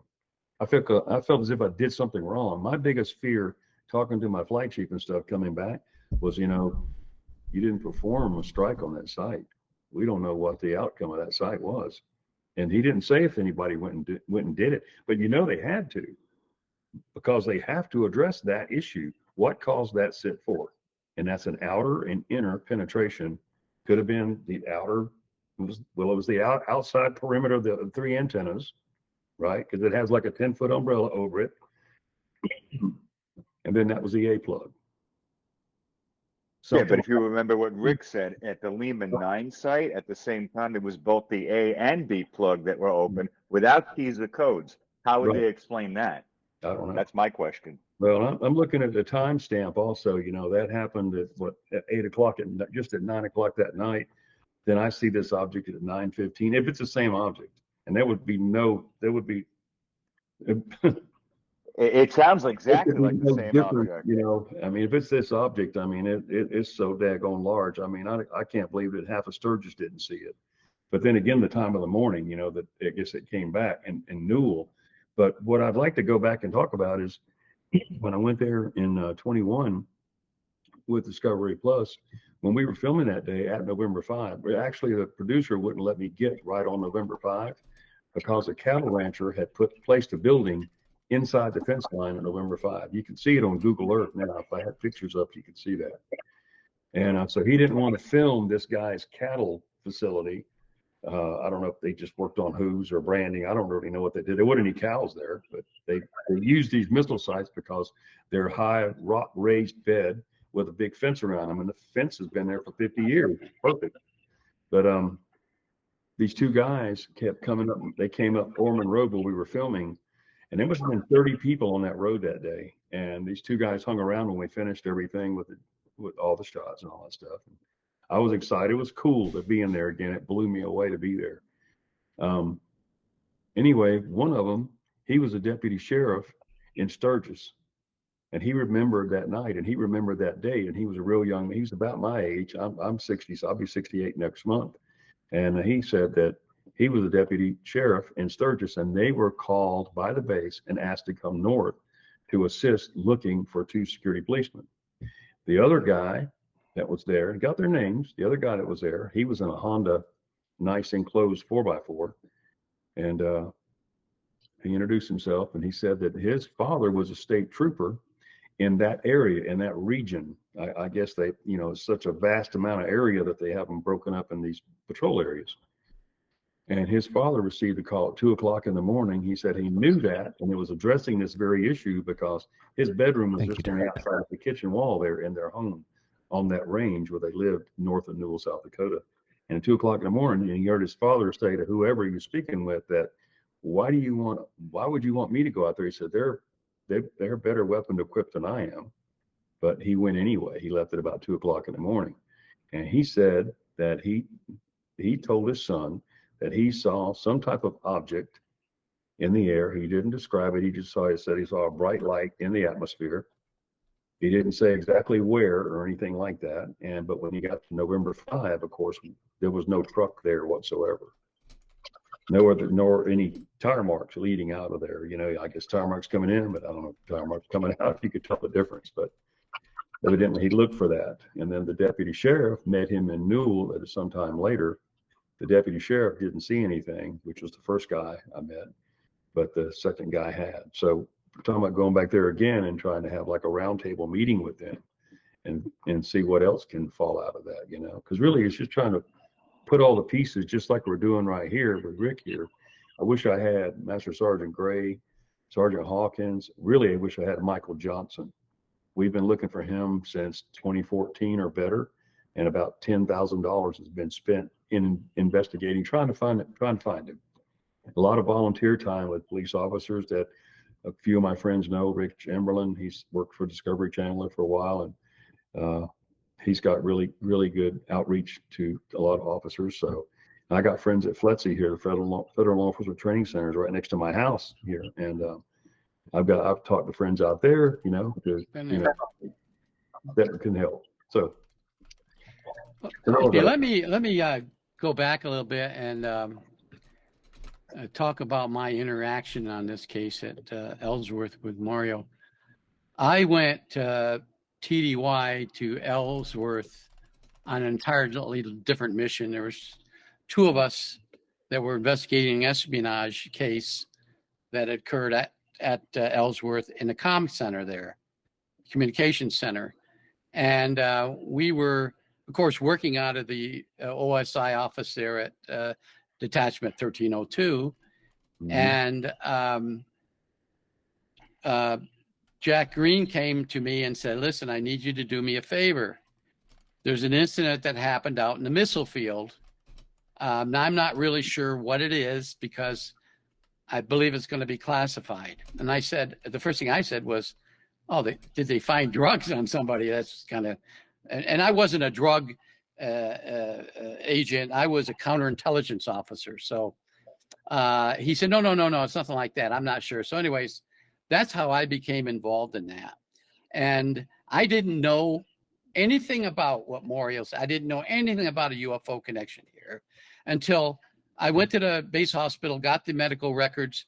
I got a packet with two of them in there. I guess Mario's and Johnson's. I guess the other person was Johnson's. Brought him back to Jack. Jack opened up, looked at it, primarily looking at the lab reports. I guess, check and make sure you didn't have any drugs in your system or whatever. And then he said, this is going to be a case that we're going to have to get somebody from district headquarters, which district at the time, OSI district, was at Offutt. District 13 was at Offutt Air Force Base in Omaha. We're going to have to get somebody out of the 9Q section down here. Now, 9Q was special projects, OSI special projects. And they're the ones that handled, and this is way before I ever got involved in the debriefing and in UFO investigations, okay? This is because I didn't know anything about it at the time. But the 9Q people or the special projects people were at districts. They eventually came down to Ellsworth and took over the investigation. But the initial agent was Jack Green, late Jack Green, and he was assisted by John Laschetti, who was a captain, OSI agent, but he was a captain. John Brisbois, who was a major, he was a commander of the unit. Jack Green was a GS-11. And Tom O'Brien was a special agent. And so they're the ones that were stationed there. I was just temporary, we call TDY, temporary duty there with another agent who also was peripherally involved in this case. But after doing what I was supposed to do, talking to Jack, asking me if I could, if they need any other help, then I went back to the investigation of the espionage case and left there and eventually went back to Kirtland. And I know Mike and I also talked about an incident, which is public.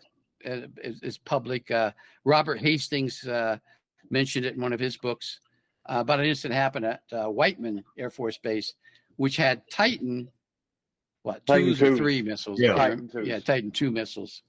And I guess their situation was different than Minutemen, because now, correct me if I'm wrong, Mario, you have a launch control facility and 10 missiles that you control, but the missiles are way out in the fields. Titans, the missiles are right close by, right? Yeah. Okay. Yeah, they're right there. Yeah, there was an incident at Whiteman in 1969 where 2 security policemen went to a site that something happened there, and I don't want to steal any Robert Hastings. Him and I don't get along anyways, but his glory. But something similar. They had saw an object which they thought was a ball of lightning that had landed, and it wasn't very big. And they went to investigate it. And when they got there, that missile, the Titan missile, went offline. So that's basically all I know. So something did happen to missile at a Titan site, but that was some years before. Yeah, those are actually space orbiting rockets. They put a platform actually out of the atmosphere, and they carry the MIRVs. That's a liquid fuel rocket. The Titans were. Minutemen were solid fuel rockets. So a whole different application. You put those up and you send them down later, I guess is what they were there for. That's pretty. Now there's also and of course, unfortunately he's dead. There's a commander, I guess he's a missile commander of the 67th Strategic Missile Wing Squadron at Ellsworth. Yeah. Who has spoken at a UFO convention twice, once in 2000 and once in 2006. And he talks about strange occurrences with missiles going offline and online when something unknown flies over the site, not necessarily landing at the site, but just flying over it. Yeah. And of course, we know about the incident that happened at Maelstrom. That's been publicized, but he talks about this captain. Unfortunately, he died a few years ago, but he tells many stories. He says that it happens all the time.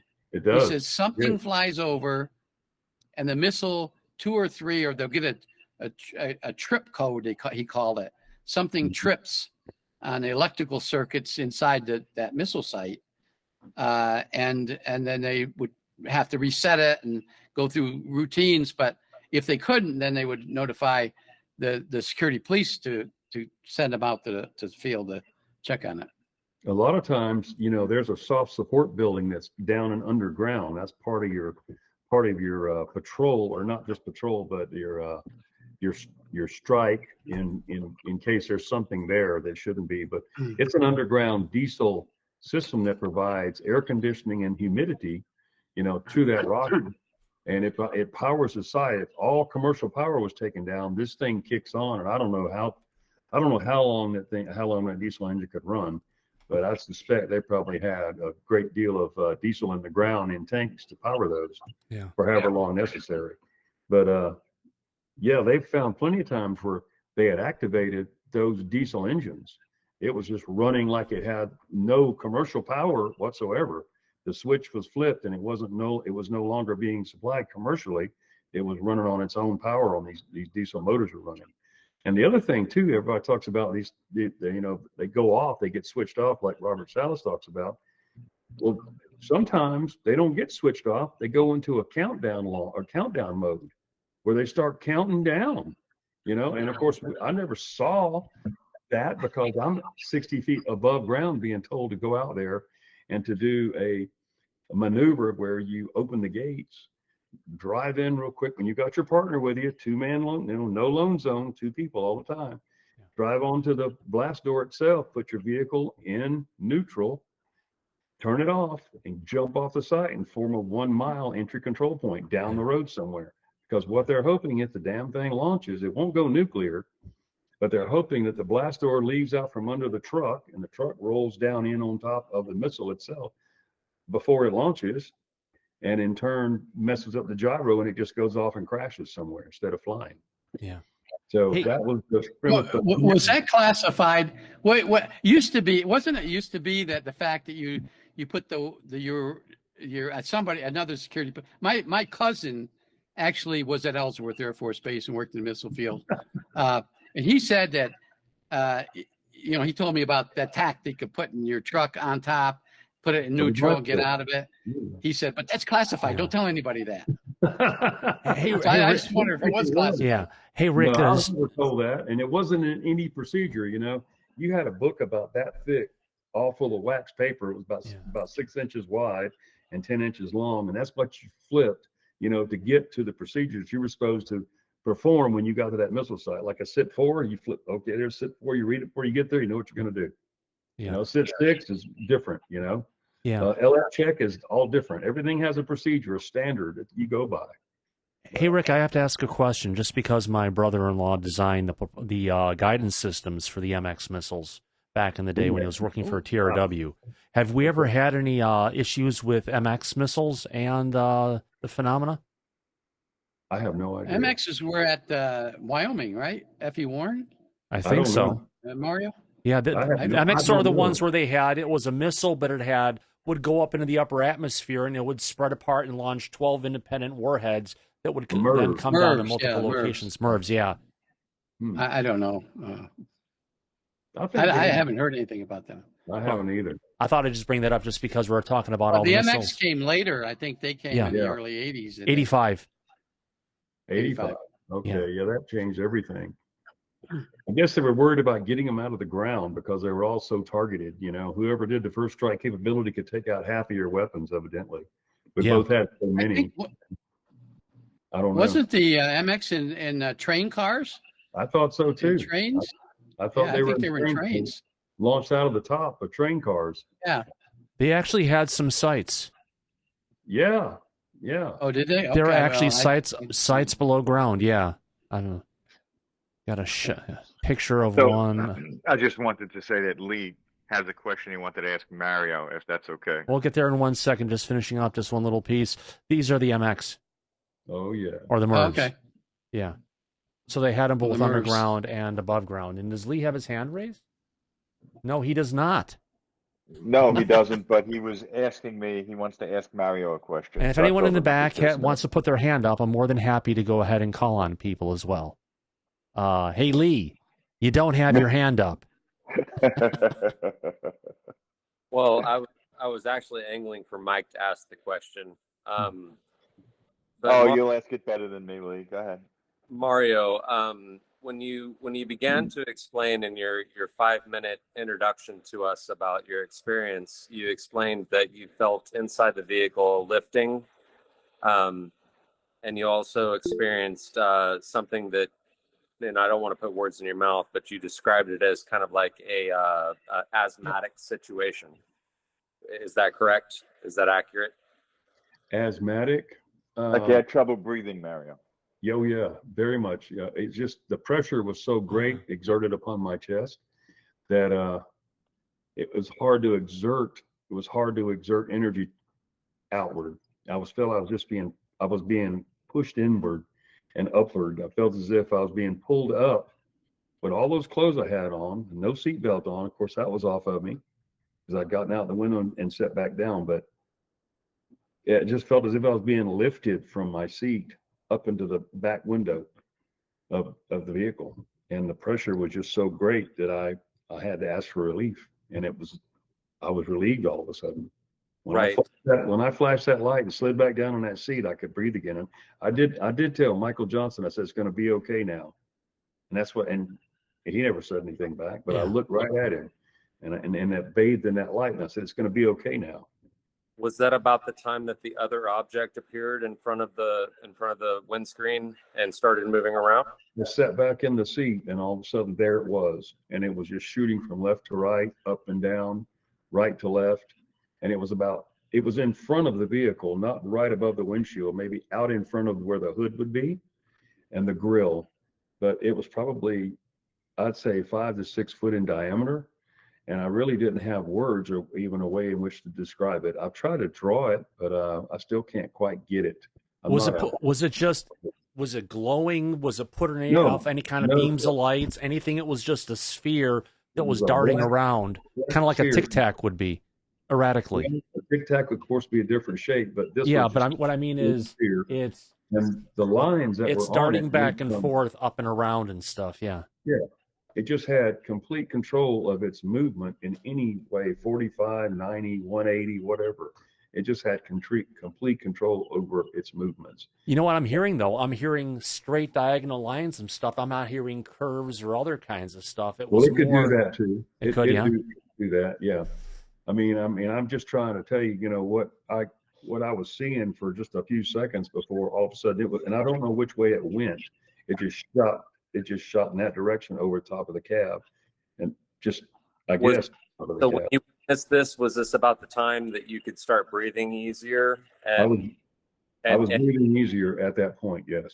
Right. So this strikes me as very interesting because there has been research done in anti-gravitic, or at least electromagnetic fields, with the positive and the negative ionization of oxygen within those fields. In a positive environment of ionization, it creates a disassociation of oxygen, which means that it breaks down the molecules. In that environment, there are research papers that show that brings on an asthmatic or a pulmonary event within humans in those bubbles. In a negative ionization of oxygen in that field of the electromagnetic field, it creates a super rich ionization of oxygen, which creates a euphoric moment. What it sounds to me is that you were actually inside the bubble of an electromagnetic field that was positively ionizing the oxygen that created a pulmonary / asthmatic effect on you. And it would also explain why you had the lifting sensation. Now, the thing that came down that started darting around, and I'm not a scientist, but I'm starting to think that it was actually working counter to. It was something that was actually working counter to, that was recorrecting or bringing back the pendulum swing of the positive ionization and creating a counterbalance to that so that you could start breathing again. And that's my woo, all right? But that your experience lines up with research that was done in 1958 all the way through 2013 about the effects of humans breathing within a electromagnetic field. You see, Mario? Wow. You weren't imagining it. Yeah. There's proof this is to back up what you went through. There's Mario. One other thing I've got to associate with this, and I have to tell you about, is the smell that I incurred there. Now, I don't know if it was these beans. I don't know where the smell would come from, but it was like of iodine, like real heavy iodine in the air that I was breathing. Like the smell of shrimp. Yeah. Because I always think I don't eat Gulf of Mexico shrimp anymore because I live here on the Atlantic Ocean. The best shrimp in the world are right here in the Atlantic Ocean, right where I live. I'm serious. I'm about that because I've lived in Tampa most of my life in Long Beach, California, and been here for 20 some odd years. Been coming here for about 35 years. No more than that, 40 years. Anyway, this place is just unbelievable for its seafood. But as a boy, I fished in Tampa Bay and fished all out in the Gulf of Mexico. Whenever you catch shrimp there, you start to use them, they smell like that iodine. And that completely went through my mind that night. I said, this stinks like iodine in here. And I didn't know where that smell was coming from. It really bothered me. As all this did, it's just part of it. So anytime I smell iodine, I think of this incident too. There's not many days that go by that I don't think of everything that I've already told you tonight. daily. So Lee, you're familiar with chemicals. If we're talking about shrimp that are from the sea, salt water, and they have an iodine smell, is it possible that these intelligences, if they are in the sea, could have some sort of a reason why they would smell the same way that you know of, or you could think of? I mean, no, I can't think of anything off the top of my head, unfortunately, Mike. I'm sorry. I can definitely look into it though and get back to you. And But Mario, if you're it's an curious, interesting correlation. Mario, if you're curious at all about what I just said, I provided Mike the links to the research papers. Oh, I believe it. I'm gonna check it out. Yeah, check that out. Absolutely. Yeah, But Mario, can I the ask smell you a you're question on that? Sorry, just on the breathing thing, just because I'm curious. The way you were describing it reminds me of the first time I ever went skydiving, how the pressure from the air would push against your chest. And so it became hard to actually take a breath because it felt like, at least when I was skydiving, from the air pressure, it was just pushing my chest in. So I had to fight harder to even expand my chest out. Is that similar to the sensation you were describing, or have I got that wrong? I don't know if you can compare one to the other, because when you jumped off that airplane, you knew what you were about to face. Well, fair enough. And this came, at 1 o'clock in the morning out of nowhere, and I was an extremely good tennis player, and I probably ran 50 miles a week, or if not more, and was in super shape. And for something to be able to, and I lifted weights and I worked out, and for something to be doing that to me, I had no explanation for. Something that had so much power on my body that I cannot even. If you witnessed if you witnessed that right now with me, I mean, I don't even know how to react to that. It could be one of the reasons why you also blacked out. Yeah, but it felt as if it eased off when I asked with that light, and I know I did. I just said it would be okay now. It decreased. But it was only just, you're talking about from the time of getting there to the time all this happened, what, maybe 5 minutes, 6 minutes? That's how quickly all this came upon you. So try to make that thought process happen for yourself. And it was just, by the time you think of one thing, what to do, something else was in front of you or happening to you, or something was being said through your body or something. Yeah. The it's okay thing, I heard that, and it's just resonance. You're talking about the it's okay thing. I heard it 3, 4, maybe 5 times. Do not fear, do not fear. But it had a wet sound to it. I can't wet even, meaning like gurgly, like you were talking. Yeah, it was a wet, but you know how sometimes fathers talk to their babies in their wives' stomachs when they're pregnant. I associate it to a sound like that. We all have that memory because I'm sure all of our fathers probably did that. I know mine did. I mean, from that time ago, you were breathing fluid and you were in a mother's womb, and your dad, you could hear your dad or your mom's voice through her body. So here's an example: when you're a kid running around and you're playing in the pool and you scream underwater, you can hear the noise, but it has that watery kind of a sound to it, right? I guess, yeah. Gurgling, yeah, I guess. Not really gurgling. It's just that it's the sound. It's how sound but sounds. You're hearing with your ears. This was not heard with my ears. It was like resonating through your bones and through your body and everything else, every cell, even to your mind, maybe. I just felt like every cell in my body was on fire or alive or something like I've never felt before. I mean, and then that episode in the restroom a few hours later, I about ready to seal the deal. I thought, have you had that again since? Have you tried to do any out of body experience stuff, meditation since then? I've done that twice. I just have dreams that I've got a dream log. I could bring it in here. It's about 2.5 inches thick, but they're, a lot of them are really apocalyptic type dreams. I've discussed this with people before, and even in hypnosis. Oh yeah. Tidal wave. How many times are we going to see the world be destroyed? And how many different ways? In different ways, yeah. I don't know. Yeah. I hope what happens. I'm right there with you. This heat wave we have going here, we're still under, I think we have one more day and 6 hours of this 110 heat index days. Oh, yeah. We've had 6 of them. And it's real hot. It's like, it's 111, 110, 111. Yeah. we had 113 degrees one day with the heat Yeah. index. Apparently, we've tipped the scale, and we're now going to be heading towards cold. Yeah. We've reached the top of the Maklenovich cycle, whatever it is, when everything Really? gets so Okay. hot in about 2020, we reach the peak, and we're about the point where it's going to start I sure having hope fun. so. Oh, going to be having some fun. Hey, Peter Panda, your hand is up. You have a question for Mario? I do, Mario. I saw elsewhere that you described this And that, object as kind of a swirling mix of colors. I wonder if you could describe that a little bit, and then I can ask you a couple of questions about it, because I'm not sure that you went through that tonight with the audience. Just remember one thing. Mario is colorblind, so he doesn't see red, right? I don't know what colors I don't see. I think I see it. I'm looking at a red button on my screen right Okay, now. But so there's some colors you don't see. right. Can you answer that question? A swirl of colors? You mean with the craft itself? What I saw? Is that what you? Right. Yeah, I think. Yeah, Okay. I read elsewhere that you had described that as kind of a mix of different colors, and it looks like it was maybe plasma type That's of colors. But what I was wondering is if did it look to you like there was a cloud type, like a lot of fuzzy depth, or did it look to you like it was more of a shell that had kind of a thin layer of plasma around it? Like, did you get any sense that there was a structure behind there? Oh, absolutely. I knew there was a structure behind it, but there were no leading wings. There was no windows that I could see. There were no any edges of anything that would stick out in any way that I could see.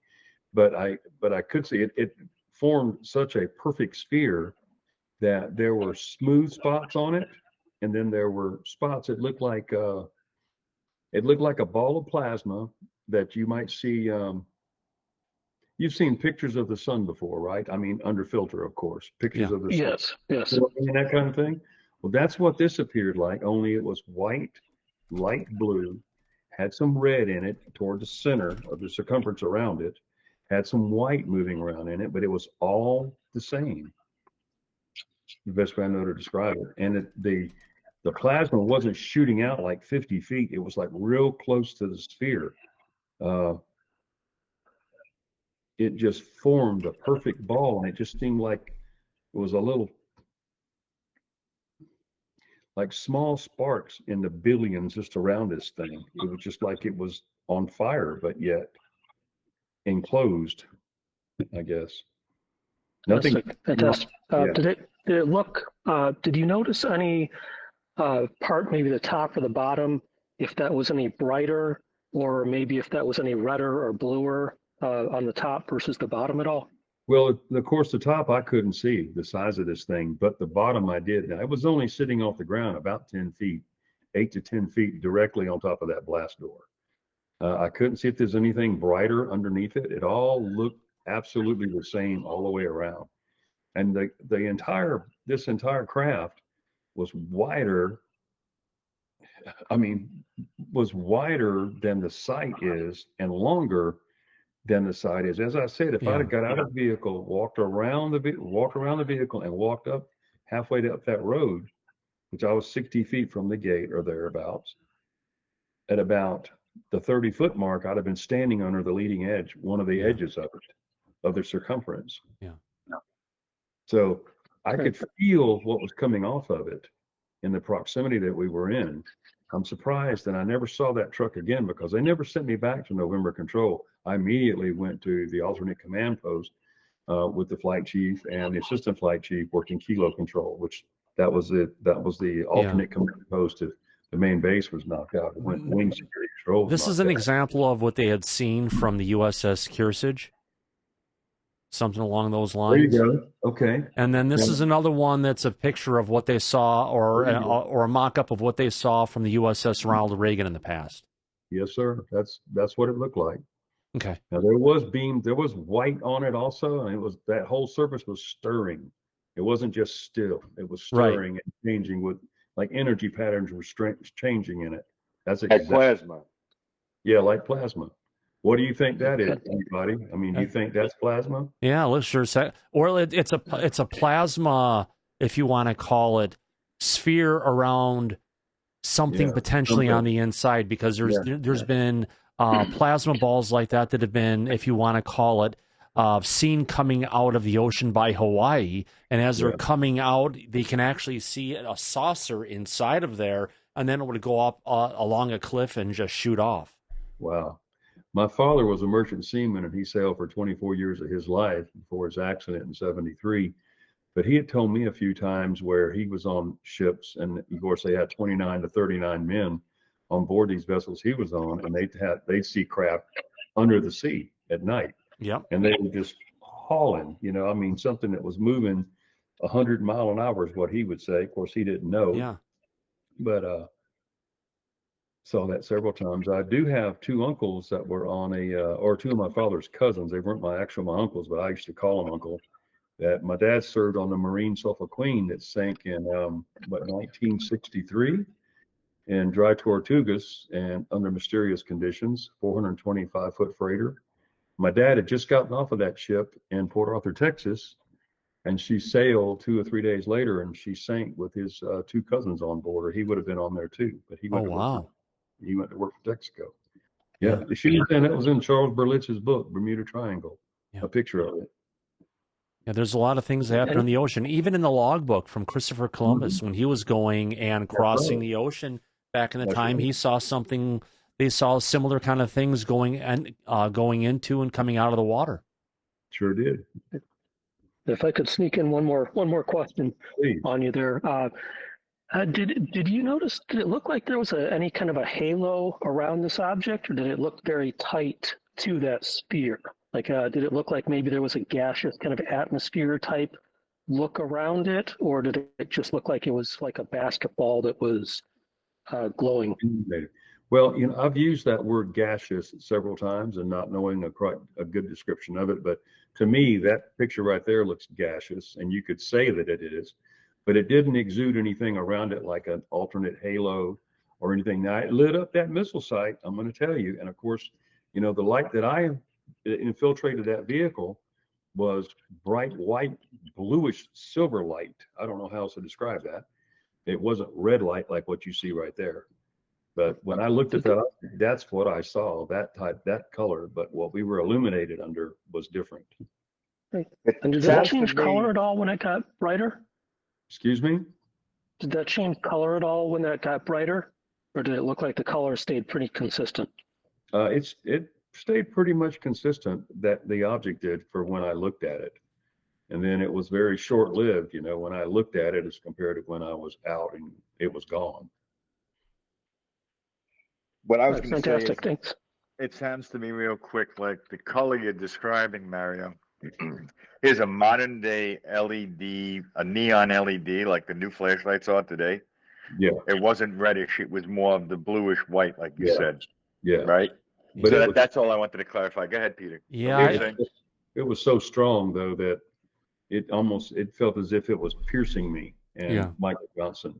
Yeah. Every control, every stitch. I mean, it amazes you how you can slow down in something like this happening. And I don't know. I guess it's the survival mode that kicks into your brain, really paying attention to everything around it or what it can perceive. But I remember seeing the stitches in the seat, and they're plastic stitches. They're not real stitches. It's just the way they. And it just looked different, didn't it? And the little ribbing and in dust particles. And dust particles in the ventilation system and the Motorola radio and the handheld mics laying there, I'm just, what in the world, What's going on? Yeah. I remember seeing spider webs that had little bits of water in it, and the way the light refracted on it, and it just looked, it was so different. And for me, when I remember the light, it's not just like you're in a bright light. It's almost like you're in a bright light that's almost like a fog, where it's there and it's just fills everything, and it makes everything just look different. I honestly didn't know when I did finally pass out that day. I honestly didn't know where I would wake up or if I would wake up. I mean, my mind had just literally given up or given in to everything that I took in for those few minutes, that I was just out. And then it was just black out, I don't mean just out. I mean, you could have done anything to me. I wouldn't have done anything about it. And then the next thing I know, I wake up and I'm in total darkness, and I'm sitting in that seat of that truck. And you know, the strangest thing was I looked around, I hollered at Michael, he didn't say anything, and I grabbed the door lever and I said, "Where's November 5?" And I popped that door open. I stepped out in all that mud. I had on bunny boots, which are waterproof, you know, high temp boots for walking in snow and bad weather. You know, they keep you warm. And then that radio cracked a laugh, and I asked Michael Johnson, still, you know, not saying nothing. I said, "You're going to get that? You're going to get that?" He didn't say anything. So I reached down and picked it up, and that's where it all started. Told him who I was and what I could as I was questioned. And which is amazing. So Thomas, we talk about the orbs that you have on display right now. Military have made points about this, but we have Mario that's actually here that visually saw it in person and is confirming what the images are that you're putting up. So we have a real live testimony from somebody who actually experienced it. It's not guesswork or theory or conjecture. He lived through it. That's amazing. yeah.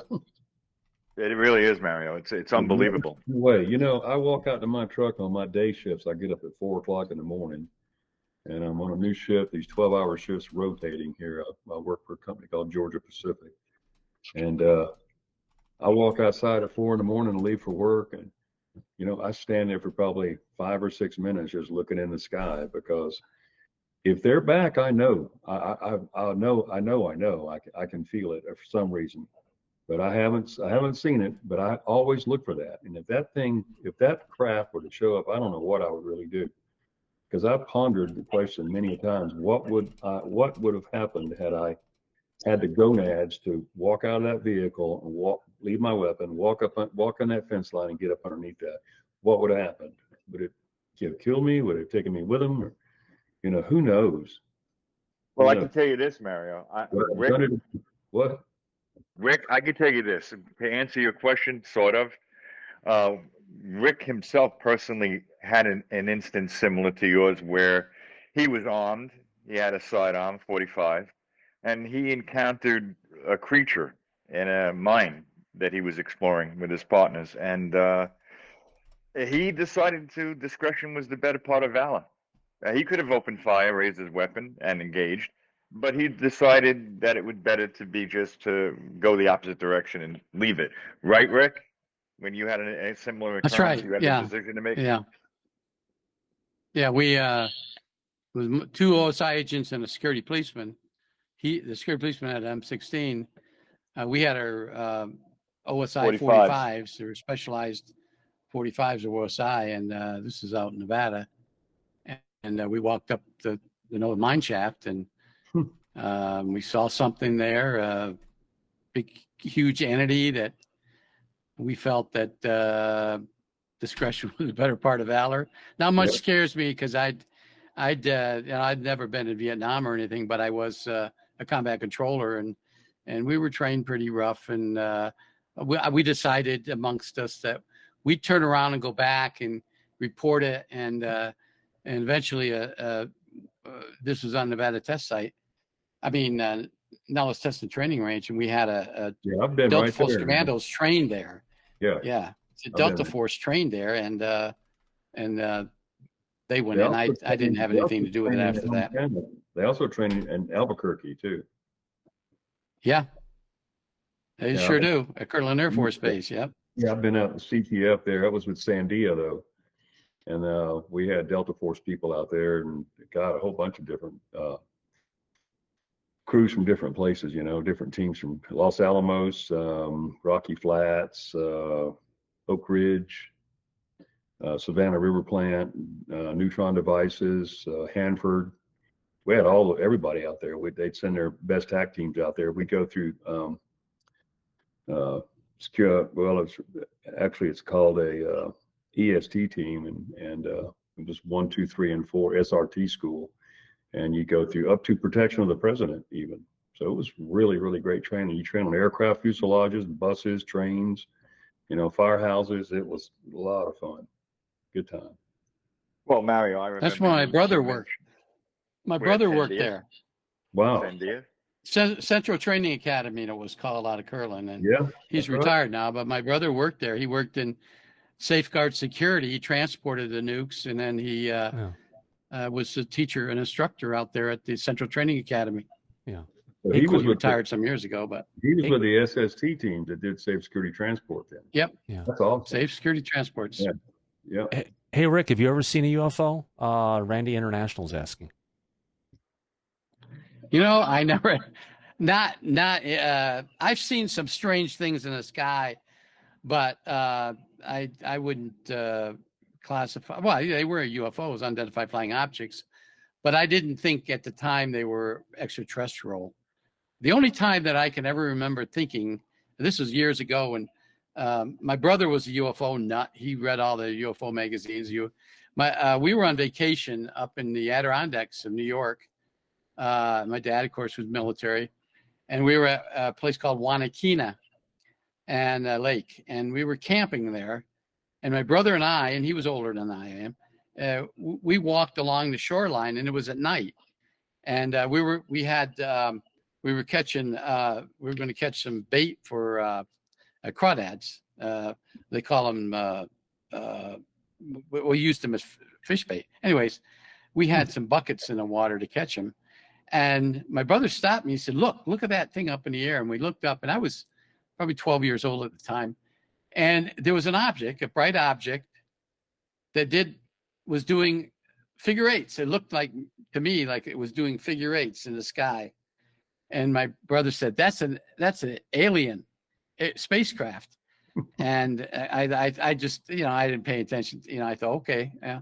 And that's it. That's the only time I've ever seen anything strange in the sky, other than I've seen aircrafts. Of course, I was stationed out at Area 51, so we saw a lot of things flying that we knew what they were, whether it was a reverse engineering craft or what. But no, not that I know of. Yeah.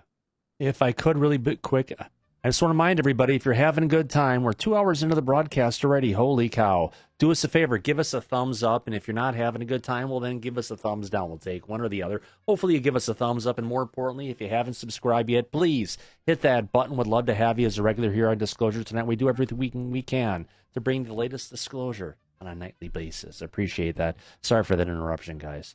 I think, Lee, you have your hand up. Yes, Thomas, thank you. So Mario, I wanted to ask, post your experience, were you encouraged to submit to a physical for a cardiopulmonary stress test? Not from the incident itself, no. No, but did it happen within, say, like a couple of days or a week after? About 2 months later. Okay. And I don't know, it was a funny thing that you even say that, because I guess it was a pre-physical prior to going to Korea or starting that process, because I would take 30 days of vacation to get my personal affairs and effects in order and move, take my wife back to Florida, and before I left, which is where I left out of, to go to Osan Air Base, Korea. So that was kind of strange they did that when they did. And nothing was said. It was a standard physical. Of course, I passed with flying colors. Right. Were there any, were you approached by any psychiatrists, or did you have any psychological exams that happened post-incident within that time frame? No, never. And my second question, thank you, Thomas, for Rick, is in that moment down there in the tunnel, what was the weight and gravity? And did you ever grab your holster when you saw what you saw? And what was the gravity at that moment? Well, there's a long story before this. It's involving abductions, and these two ladies explained to us where they were, and we knew that Urania, which was south of Tonopah Air Force Base, there was an old mine site there, and we knew something about that area. Anyways, so of course we didn't know what we were going to find, so we weren't really prepared, so to speak. Although the security policeman that was with us, he just happened to be along for the ride, so to speak, and because we'd actually took him over to pick up his vehicle, and then he was coming back and he followed us, and he said, "Can I go in with you guys? Where are you going at?" I said, "We're just going to walk in this cave and this little mine shaft and see what's in there. And as we were walking in, it's dark. We had flashlights. As we got up and it curved to the right, as we started walking up a little grade, we saw that ahead of us, there was a lit area. And I thought, oh my God, there's some kind of a laboratory here. And as we started up there, that's when this creature or entity, 7-8 foot, moved in front of us. And in essence, blocking our track going up. And we stopped. It had some kind of a wand in its hand, but it was more mechanical, I think, than humanoid. And we stopped, and I looked at my partner, my OSI agent partner, Harrison, and I said, "What do you think?" He said, "Holy, whatever. What is that?" Yeah. And I said, we shine our flashlights at it. I said, "That's not human." And the security policeman, I heard him, and now, correct me if I'm wrong, security policemen don't normally chamber a round. They don't have a round in their chamber of their weapon. They have to charge it, pull the charging handle back, and he charged his weapon. And that's when we pulled our weapons out. I reached down and pulled my 45 out, but I held it down to the ground, and we kind of talked. And I thought, you know what, guys, it's just three of us. We don't know what's there, and we don't know what's ahead of us.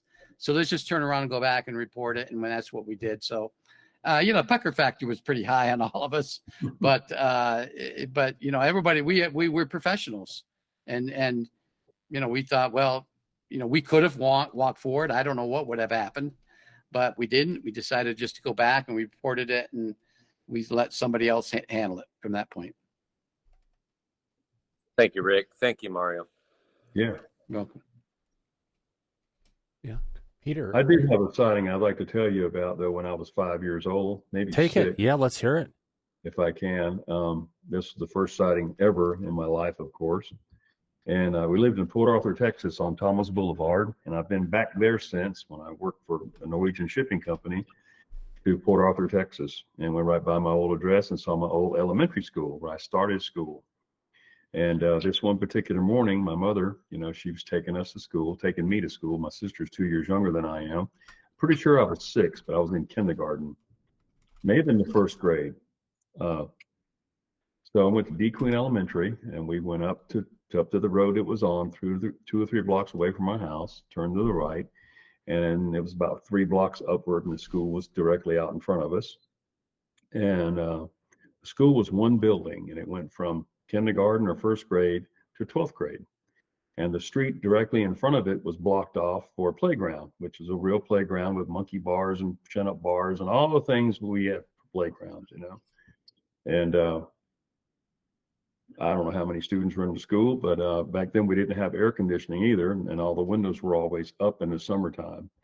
I guess this was August or September. School had just started. Yeah, it hadn't been long, but so anyway, I'm in my mom's car. I'm in the front seat, and I don't even think I had a seatbelt on. My sister's in the back seat behind my mom, and all of a sudden, my mom, we're about third or fourth car back in the line where the drop-off point was, and my mom goes, "Anthony," my middle name, she goes, "Look at those flying saucers." And I went, "Where?" She said, "Right there." And right out her driver's window, directly over this church, about 30 feet in the air, were 3 of the most beautiful silver discs I've ever seen in my life. And it's been honed in my mind. And there were lights going around the outer perimeter of the sharp edge of these craft. All 3 were exactly alike. There was like a saucer on top with a pod on the bottom, and the lights going around just like that on all 3 of them. And they were all at the exact same altitude, forming a triangle directly over this church that's not there any longer. And so they weren't over the school, they were over the church at the same height as the top of the school building, perhaps. And I was looking dead at them, and I turned to my right and I looked at the playground, and every child on that playground was all looking and pointing up. Everybody in that school hanging out windows and pointing at them, like 10th, 11th, 12th graders that were in class already, or, been ready for class to start, and teachers. And they sat there for about 30, 40 seconds. And I was sitting right there watching Mama. My sister said to this, she goes, "Mama, I'm scared." And they when they punched out, they just went at the exact same moment in time. They just shot straight up and just went out of the atmosphere. They were just gone. Gone. But the weird part about it was everybody that was watching them just went back to what they were doing, like nothing happened, and hardly anybody said anything about it the whole day. Oh, wow. The whole, I mean, everybody just went back to jumping on the playground, going down the slides. And I was like, I didn't even know how to deal with that, you know? But that's exactly what happened. Nobody talked anything about it in school that whole day. And well, we know we talked about it at my house a lot, you know, and my mom told my dad when he came back from sea. But that was really strange. Matter of fact, I have a piece of rock from the playground that was still there. Last time I went there, I reached down and grabbed me a rock, a piece of granite to bring home with me. It sounds like to me, if that happened at such an early age, Mario, like you've been lucky, for lack of a better word, as far as this subject is concerned. Yeah, they seem to like you. You must attract them in some way.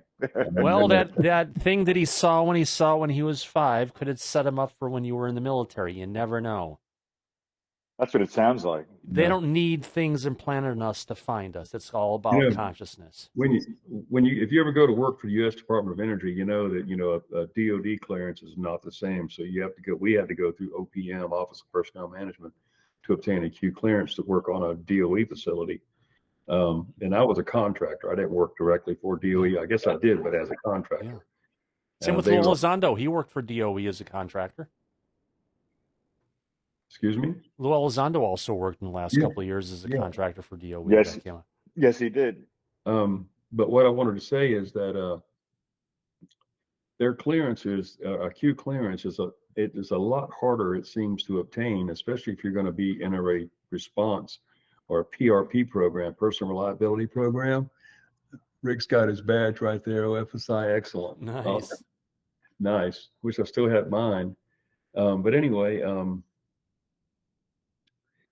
their clearance levels are pretty intense. And matter of fact, my first clearance took 8 months to obtain, and I was working for General Electric Neutron Devices in Largo, Florida, which we made what's called the RTG, radioisotopic thermonuclear generator, a 10,000-year battery that's no longer used to detonate a nuclear weapon. That's what we built this.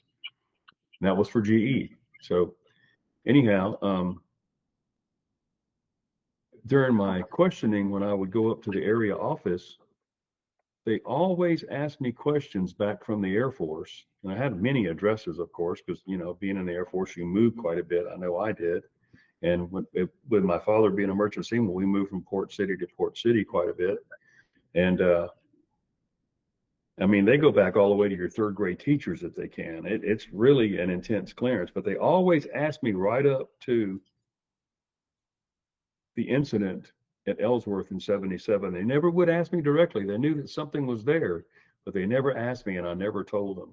So I was able to maintain and keep my Q clearance for the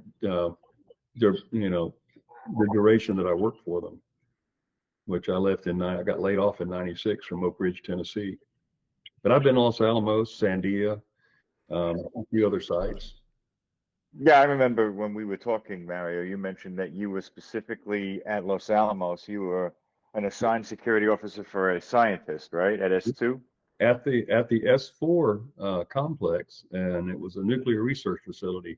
And in this new movie, Oppenheimer, the picture of that log cabin that they seem to focus on quite a bit, it's still there, and it's inside the S4 area, which is the test Kiva area where they're doing tests of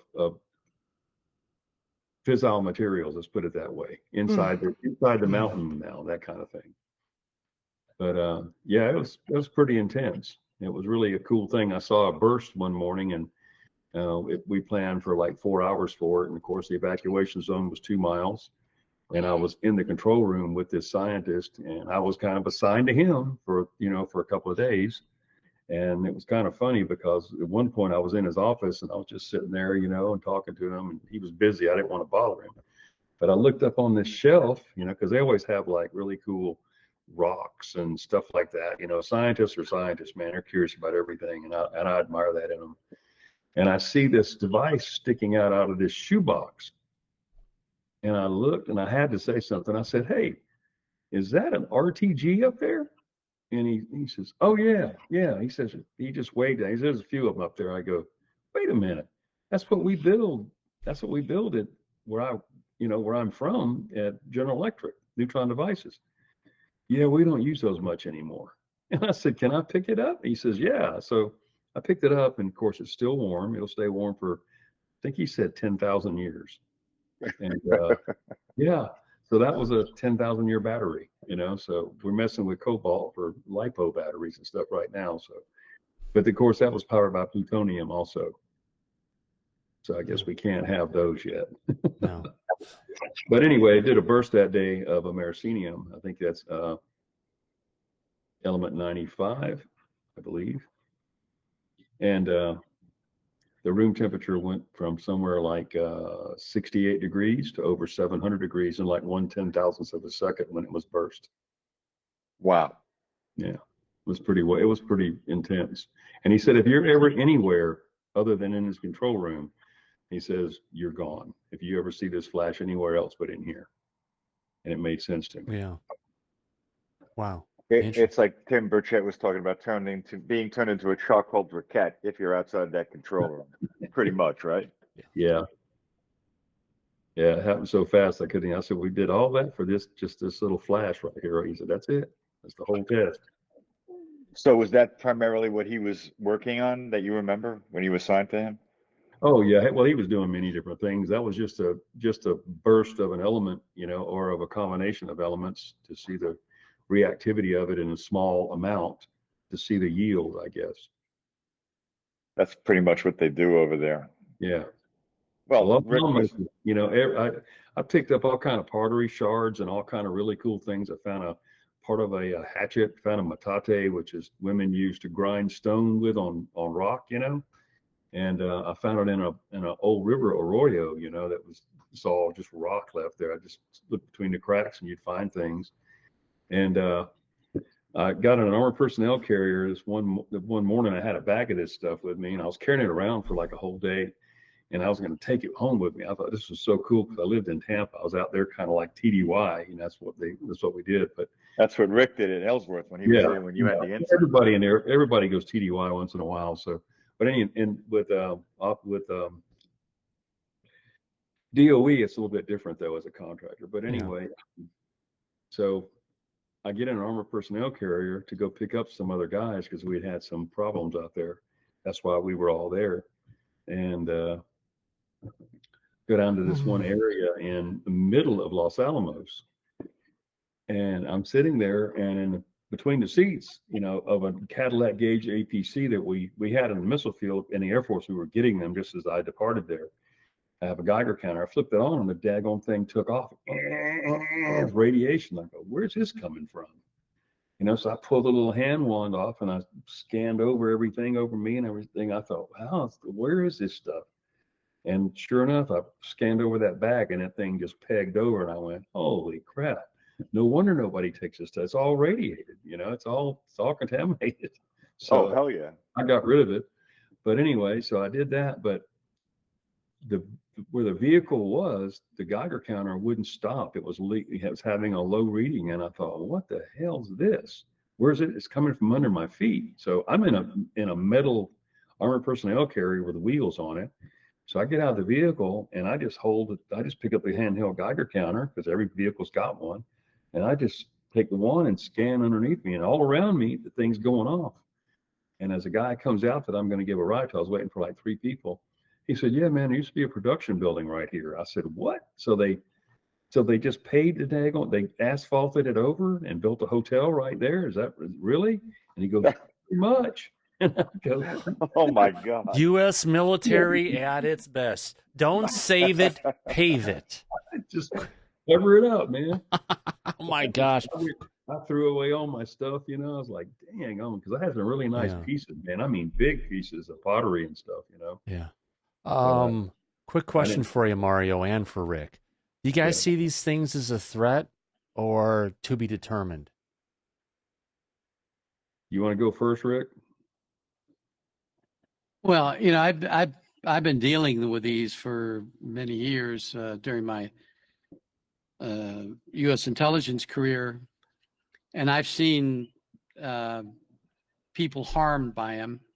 The incident I talked about on Gaia, where a guy got killed by one of them. So yeah, there's some species that are a threat, and I think that there are some species that aren't a threat. But what is a threat to the humans is the unknown. Like what Mario experienced, that's an unknown. He doesn't know whether these things are a threat or not. It's just the situation he was put into that you can't determine the threat. And fortunately, he's here to talk to us about it.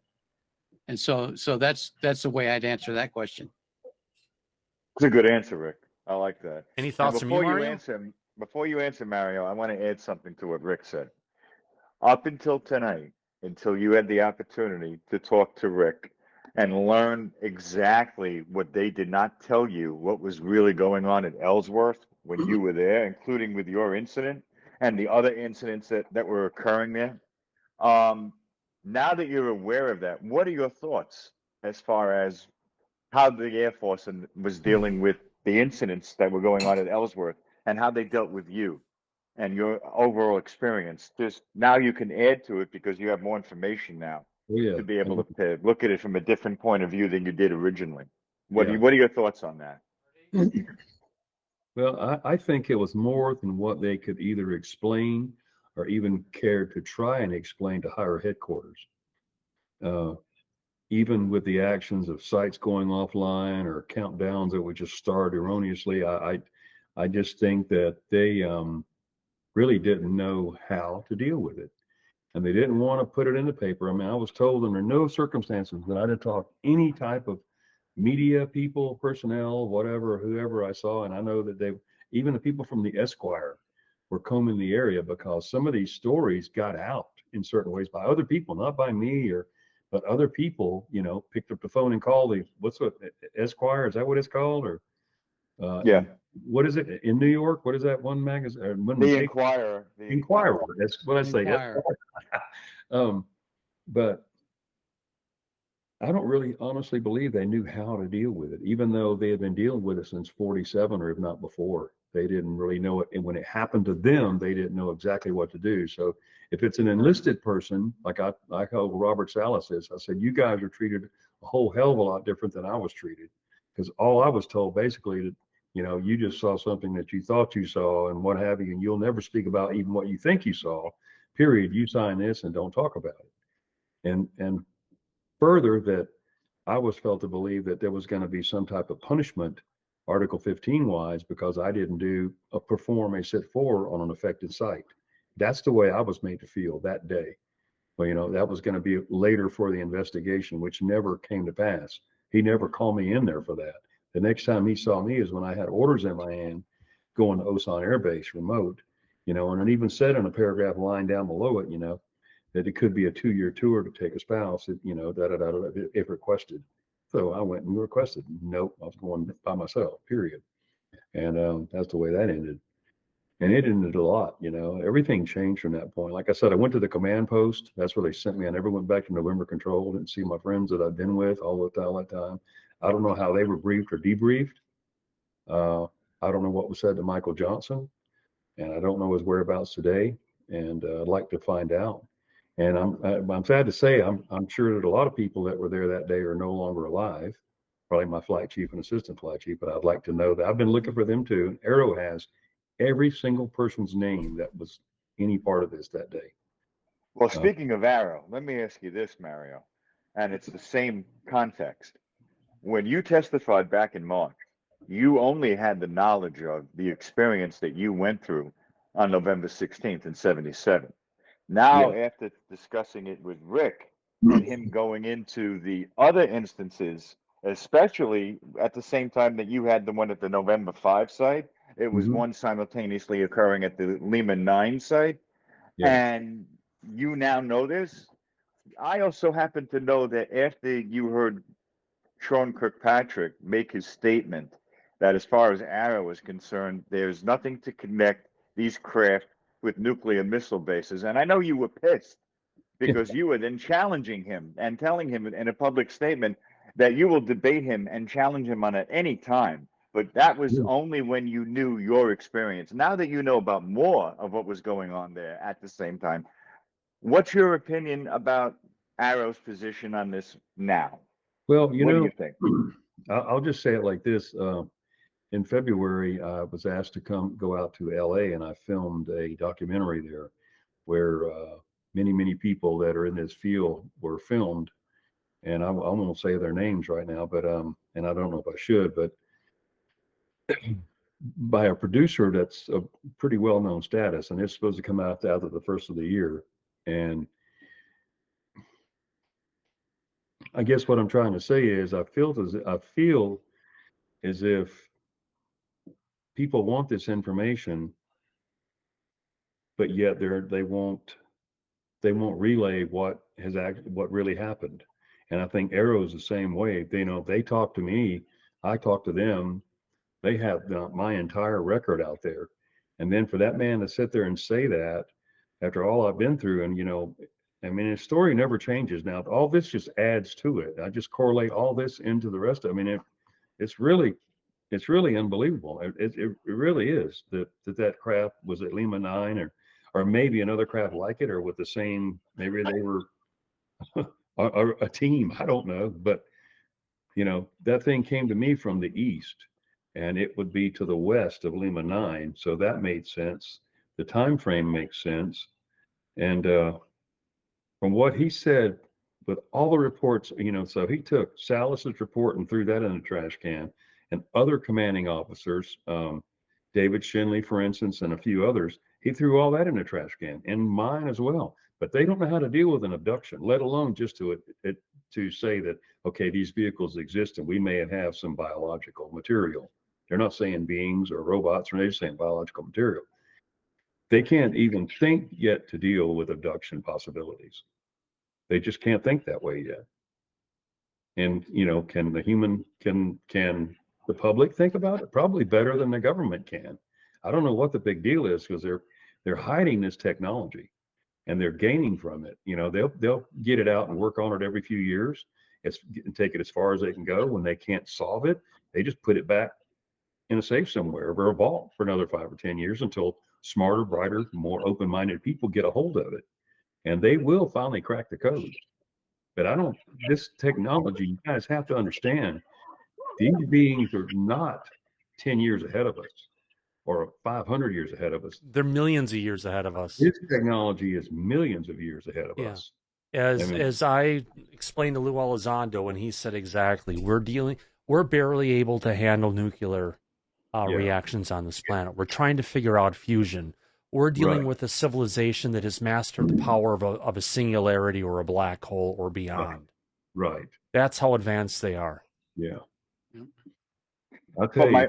The point in the question I was getting to, because you experienced dealing directly with Arrow and with everything that you were aware of and how they handled the information you gave them, and other people like Robert Salas, like you mentioned, that you are aware of, that they have all this information. Yeah. And after they received all of that, and they make public statements all the time that there's no proof to establish it, and you got pissed at that, like we all did.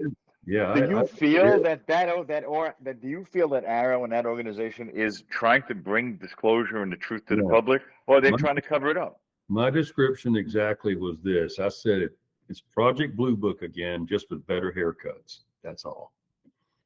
And the John Gotti rings. suit and the pinky rings and the little gold chains and all the kind of stuff. And more importantly, the narcissism. The narcissism, yes. Yeah. Right. To only show an orb this last time he was in Iraq instead of anything in his country. I mean, there's been some sightings in this right on I-95 north in the Pennsylvania, south of New York area about 6 months ago of a huge object out over the Atlantic Ocean. And people stopped on the sides of the interstate filming the daggone thing. But according to that organization, Kirkpatrick's public statements are there's no proof to support evidence that craft like that exists. And Which come made on, you upset. the paper that Kirkpatrick put out with Avi Loeb this year said we had a probe like Mama Mama, or Moa, I'll call it Mama Mama for that matter. Yeah. The giant floating turd going by our planet at speeds it's powered by maybe as a solar sail. And as it came by our planet, it dropped off probes that parachuted down to the surface of the planet. My God. It's like, what rock does he hide his mind under? It's like, what was that? Who was that one senator that said that, was it Thailand with too much weight on Thailand and the island would turn over? That's what it's in comparison. It's a ridiculous statement.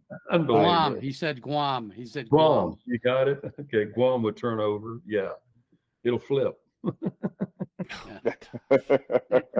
Genius. So I take it you're not happy with Arrow and how they're dealing with this subject, with everything you've been through. I'm not assured. And that was in March. And the individual that I interviewed with told me that I would receive a complete word for word report of what I have stated. And I would get that in a classified setting, but either by mail or courier. And it never showed up.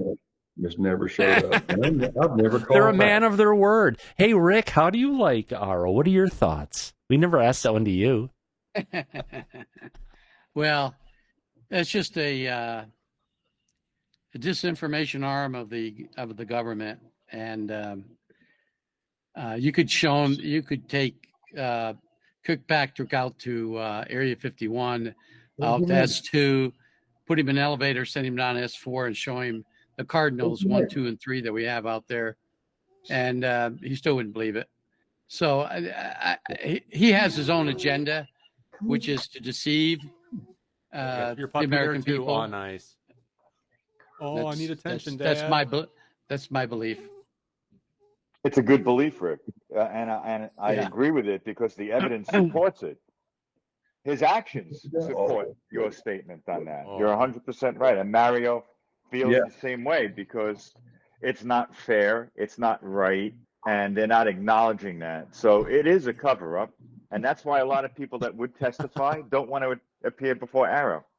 And also, let me remind you, you told me that when you first spoke with Arrow, they told you that unlike the current NDAA with the whistleblower provisions, they told you that your original NDA that you signed was still in force. You had to abide by it. And they also made you sign a new NDA after you had the interview with them, not to talk about it. Right? Not to talk about the questions exactly. Not to discuss who it was, and not to repeat the questions, which I can't. Yeah.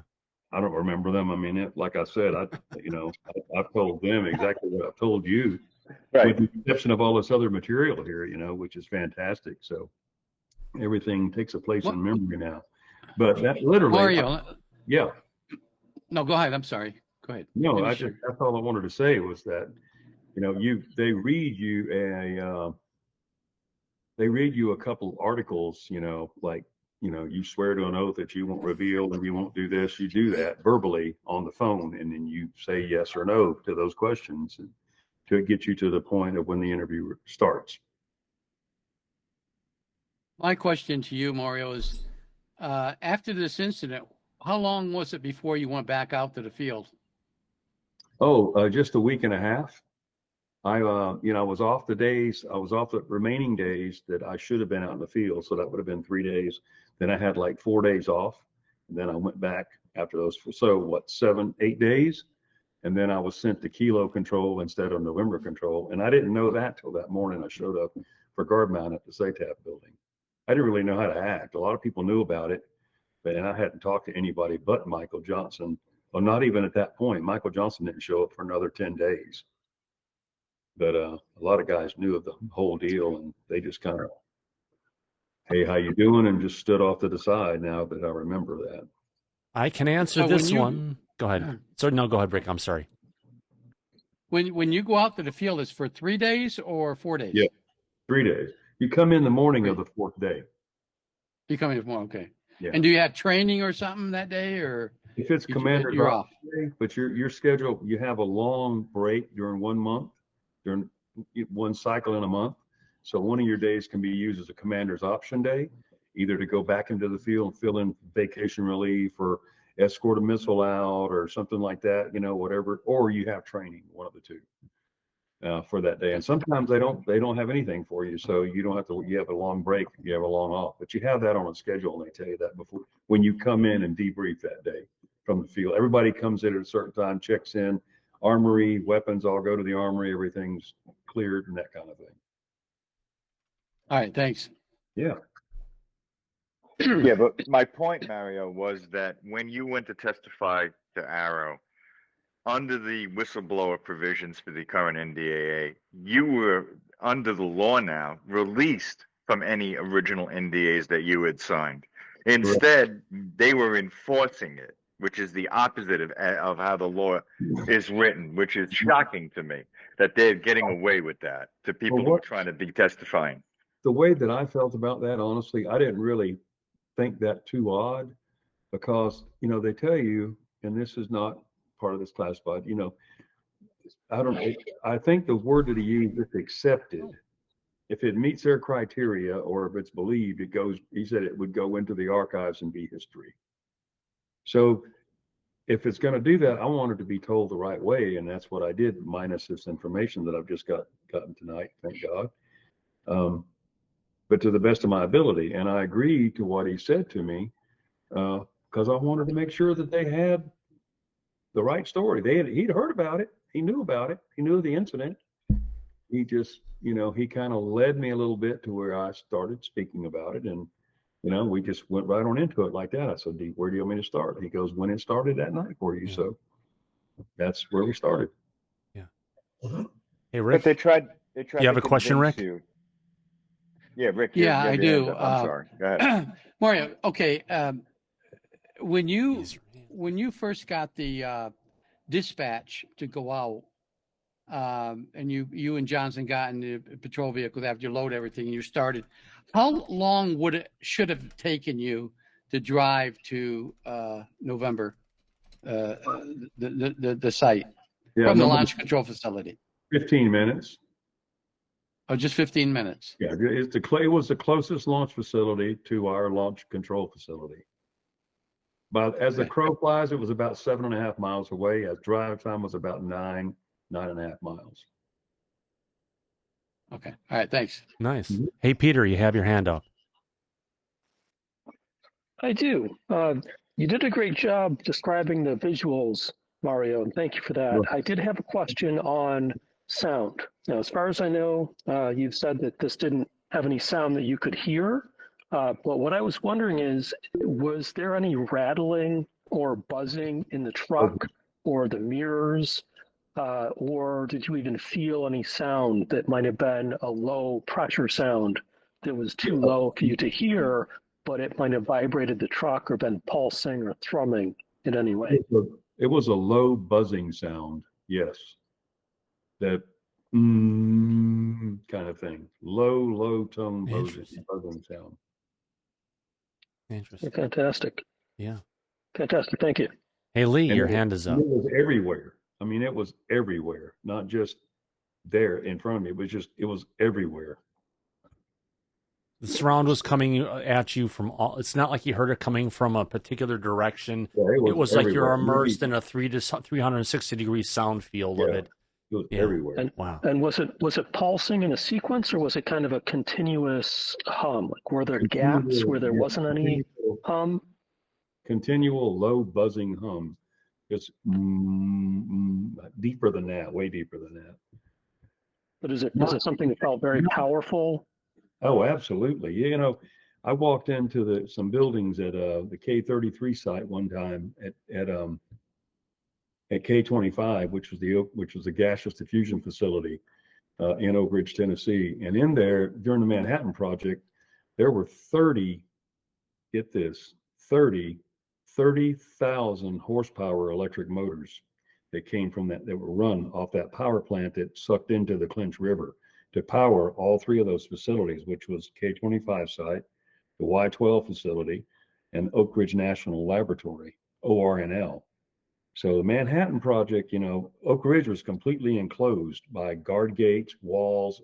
Everybody who was there, you know, was sent there to do one thing, and that was to enrich uranium UFO-4. That's what they were doing in the U building. And that was the largest building under a single roof ever built in the United States. It was over a mile in length. And the K-33 building is what supplied the power next to that U building. And I went in there one time, I was a training officer, my last couple of years there. And I walked in there to talk to the materials manager or whatever she was in there that was about 15 people that occupied that building. They had 3 of those 30,000 horsepower motors still left. The rest had been sold off to go somewhere. I'm really not sure. They were running those, and those machines were so incredibly low toned and hummed, but ran like a Timex watch. It was unbelievable to walk in there and feel the power under your feet. Well, that craft sounded like that. It sounded like an electric whirring motor, you know, multiplied by 1 billion times compared to what I experienced at K-25 later in life. Anyway, I just thought that was a point that you might like to. Very interesting. Yeah. That's fantastic. That's actually a fantastic description. Thank you. Actually, LM had his hand up next, LM, and then Mike. Yes, thank you, Thomas. Mario and Rick, you guys had talked about, Rick, you had talked extensively about, it wasn't quite JSOC, but it was a band together group that came out there to your position out there. What was it, in Nevada, when you had that subterranean experience? And Mario, you had mentioned that there was also a forward-leaning unit out of Oak Ridge. You had mentioned something about an EST. I don't know exactly what that was. Emergency service team. Okay, so they had a forward operating unit coming out of Oak Ridge National Laboratory, had an emergency service team that responded to an area. No, that was all United States Department of Energy. I think you're confusing the two. Are you talking about what came off Ellsworth Air Force Base during the incident, or are you talking about 1990 whatever? I was talking about what came off Ellsworth during the incident. Yes. Oh, nothing was sent out from Ellsworth. They called out. They called local law enforcement. Local law enforcement picked up the sheriff's deputy in Sturgis, sent them north 29 miles to Newell, and then this other fellow, his father was a state patrolman. He got a call at 2 o'clock in the morning. Now the other 3 teams was our backup alert team and two other armed response teams that came from 2 other sites. I don't know where they came from. I only had interaction with the one that approached me at the backside of Newell Lake Reservoir Dam. That was Sergeant Garza.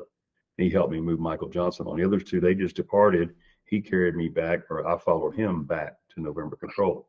I was driving the vehicle, and Michael Johnson was sitting on my right, strapped in, or seatbelted in. I think what you're referring to is what happened in DOE, U.S. DOE at a much later time. But no, nothing. They didn't send anybody out from Ellsworth, as far as I know. And I was never told of the local and state officials that came searching for us. I didn't find that out till 21 when I was out there. I only knew that security policemen came to look for us, you know, and one found us. Did you or Michael, and you can't, I don't know if you can necessarily speak for him, so speak for yourself, but through your correspondences with each other or your conversations, did either of you have any residual effects based off of your experiences? You know, I don't know. I have had 2 times in my life since this happened where, you know, I left my body, and I know that I did. I didn't know if I was dying, but it was a silver thread connecting me to my body. I didn't go far. I freaked out when I realized where I was in my home, and then the dreams. But I had 2 incidents where I've been in a store and in a mall somewhere, and I was just, for some reason, had to say something to an older lady one time about, I asked her, there was something that she had experienced, and I just sensed it some way. I said, ma'am, have you ever had a really strange altercation with something you didn't know what it was? And she just looked at me like I was a box of rocks, you know, And I said, something just tells me I'm supposed to ask you that. And I said, this happened to me in 1977. And she said, let's talk for a minute. I said, okay. So we talked, and she had something happen to her with her mother, lived in some part of Maine, and experienced a large craft over a highway, and they had 3 hours of missing time. She doesn't remember anything else, but she was about 8 years old when it happened. And her mother never would let her speak about it, but she always talked about playing with these little kids, and that's what she remembered. She said her mother never believed her. And she said then they never came back. She goes, but I played with them several times. Well, if you played with them several times, they came back several times. Yeah. So we spoke for about 2 hours, and I asked her if I could get her name and her information. I knew somebody that would like to talk to her, and she didn't want to do any of that. So we just parted ways, and that was the end of that. Some people aren't that quite apt to it. She said, no, I'd rather not speak to anybody about that or have that in writing. She goes, it's just something that I live with. And I said, well, you don't have to. It's good to talk about it, And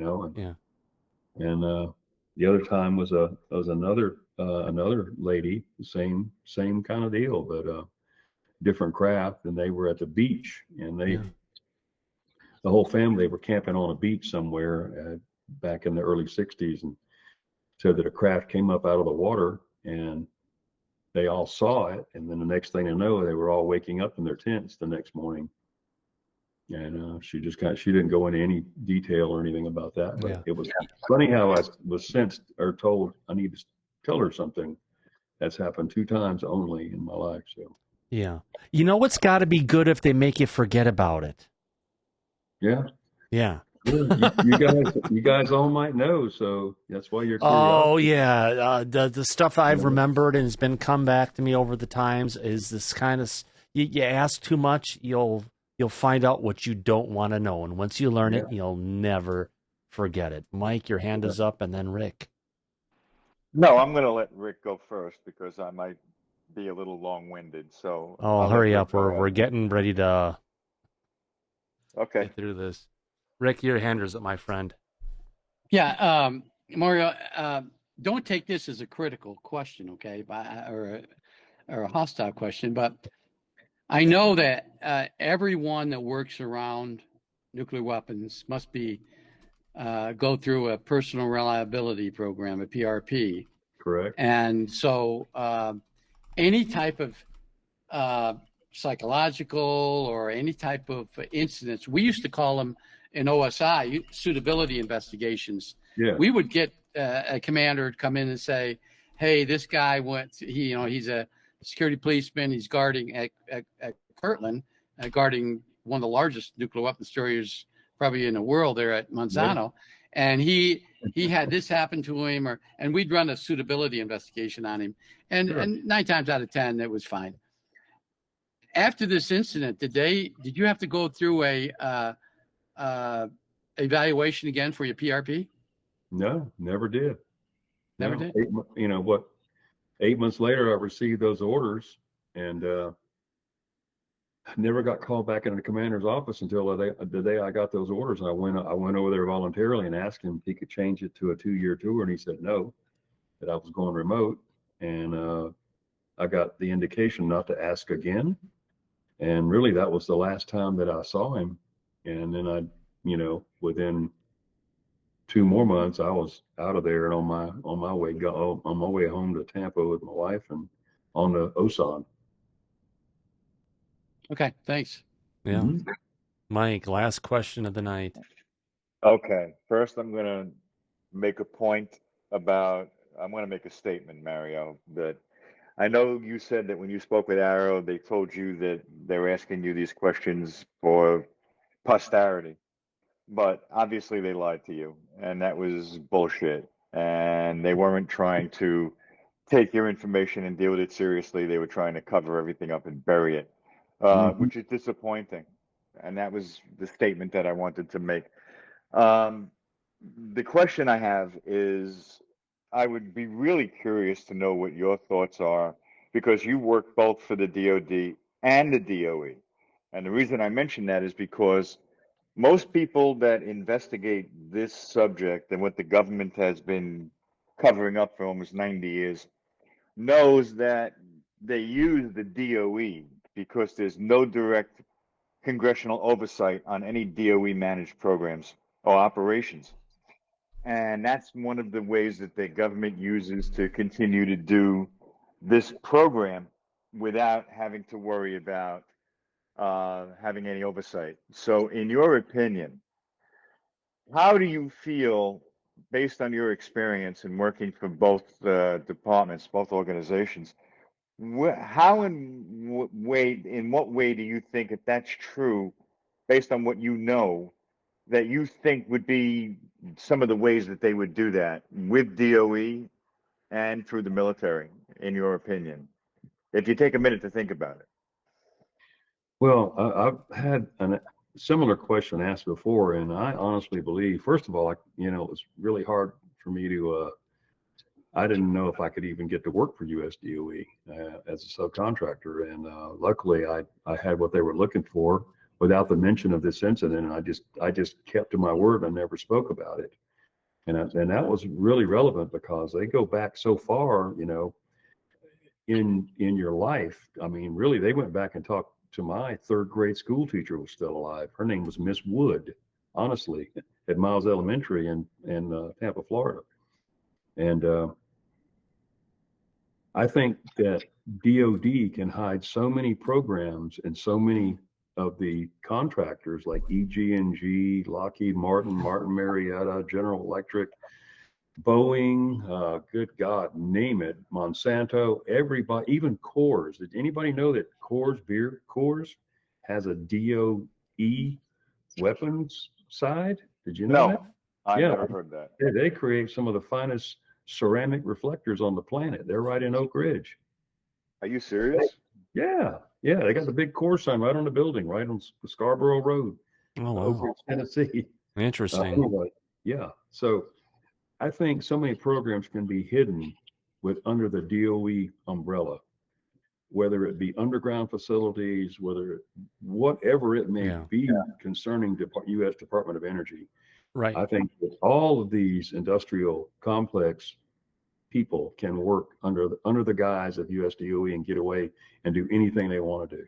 Right. Anything they want to do. I've been calling out the DOE as the place, if they're going to be researching any energy system, any power plant or any generation system, even whether DARPA. It's nuclear, whether it's fusion, whether it's solar, whether it's coal or anything, you name it, it's going to be the DOE who's going to be doing the investigation on this, not Lockheed Skunk Works, not EG&G or whatever it is. All that good stuff's going to be hauled away to the national labs. Yes, absolutely is. Every bit of it. Yeah. And it's miraculous to walk through some of these laboratories and the things that you see. I mean, I can't even begin to understand what half of them were. I had an idea, but I wouldn't talk about them. But believe me, they were things that were cutting edge for the next 25 years. So who knows really how far they've absolutely gotten. It's how far they really are in the real on-time project that they've got working on, and how far out that really goes. Yeah. On that note, great questions all the way around. I know we could go on for a bit longer. I hardly got any sleep last night. Cupcake kept on waking. She's 19. She kept on waking up all last night. Oh my goodness. So I am just like zonked out. Otherwise, I could say we could go for another hour for that matter. But we've already 3 hours into this. If I could, I want to go ahead and thank you for coming out, Mario, along with Rick Doty. It's been a great show. Thanks to everyone in the back. I want to go ahead and just hang out until after the show, Mario. That's where the good conversation starts to happen. All right, on that note, where's the music? Let me kick this up. I want to thank everybody for your wonderful support tonight on Disclosure tonight. Wouldn't be the same without all of you throwing some money up on the stage. Thank you very much. I want to thank Baba 200, Rain Down Fire, Derek Galloway, Anthony, Mac After Death, and yes, tomorrow we will talk about Peru, Mitch Cernowski, Matthew Nissau, Mr. Catfish 2100, Susan Ford, and sorry I missed you at the start, Susan. I was rushing through it. A-Rod, and of course, starting off the Super Chats tonight was Anonymous Rex. I want to thank everyone for their Super Chats, but it's not just the people who throw out Super Chats, it's the people who are actually in the chat as well. Let me go ahead and throw this up here. Let's see who are the people that are out there. I need to go ahead and do one more thing here. Do this. Hold on. I need to do this. I need to pin this. All right, let's go ahead and do this. All right. Let's see who are the participants in the chat still right now. I want to thank. I like thanking people. I'm a thankful kind of a person here. Let's say 631 Fly Rail, Razmataz, Amiga Rules, Ben Roblox Gaming, Buffalo Motivated. Buffalo Motivated. There we go. David N, David Williams, Davis King 100, Diane, Feigenshaw 87, Jay Amro, Jonathan, Kathy's been around, King Frog, Marina, Mario's Taco, Mario. Marcus Mandel, Matt Feinberg, Moonage Daydream, Mr. Catfish 2100, Neil Morgan, Owen from Ohio, Pete Liebel, thanks for coming out today, my friends. Raven Cree Charms, Rick Doty, of course, has been in the chat, talking with all of our viewers. Thank you very much, Rick. Rochelle, Roger, Shermanator Osborne, good to see you. Shermanator, it's never been the same without you, my friend. I'm glad you're back. Susan Ford, The Observer's here, is what he's just about to say goodnight. Truth Entertainment, Yellow Tommy Tanker, also known as Andy, and Renee Cruz. On that note, I also want to thank the people in the back. Mike, thanks for setting this up and for coming in tonight. Oh, my pleasure. I wouldn't have missed it for the world. It was historic tonight, Thomas. Thank you. Absolutely. Michael Sokoloff, thanks for being part of the conversation tonight. Actually, you just came in. What am I talking about? Let's LM Lee, thanks for coming out tonight. Yeah, no, definitely, Thomas. Thank you for the platform. And Mike, thank you. Mario, Rick, thank you guys. The triad of you coming together and making this happen. And Thomas, thank you for the opportunity for us all to have this experience. Absolutely. Peter Panda, thanks for coming out tonight. Absolutely. And I just want to say to Mario that right now our highest state of technology is making technology that acts like biology, like human brains. And some people want to discount biological sensors from people that actually see these things. I think that's hypocritical. No matter what Aro may say, I found your account to be valuable, and I want to thank you for coming on the show and sharing your biological sensor data and experience with us. Yes. Thank you very much, all of you. Yeah, Rick, and it's great to have another fellow dog man on here. I just had to say that as your puppy's up there saying goodnight. Also want to thank West, saving West for last. Thanks for coming out today, West. Hey, thank you, Mario. Thank you, Rick. Thank you, Thomas and Mike. This is great. Mario, definitely appreciate you sharing your experiences tonight. This was really, really awesome. Yeah. And we'll hope you'll come back soon. You know how to get on here. We got a link opening for every show. It'd be wonderful to have you back sometimes. Yeah, I'd like to do that. I really would. Yeah. Thank you.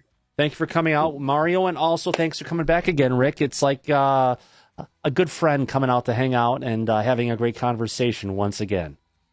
I just want to you're say the best. thank you to everybody, and thank you, Rick, man. You just made my whole day. I mean, I didn't feel good at all yesterday and came home from work a day early, but I wouldn't have missed this for nothing. I mean, it's taken so long to where we've been able to do this and get together, and I just wholeheartedly appreciate everything and all of it. And thank you for your efforts, Thomas and Mike and everybody there, man. Just fantastic. But yeah, anything that I learn, I'll sure pass on, and I'm learning quite a bit every day.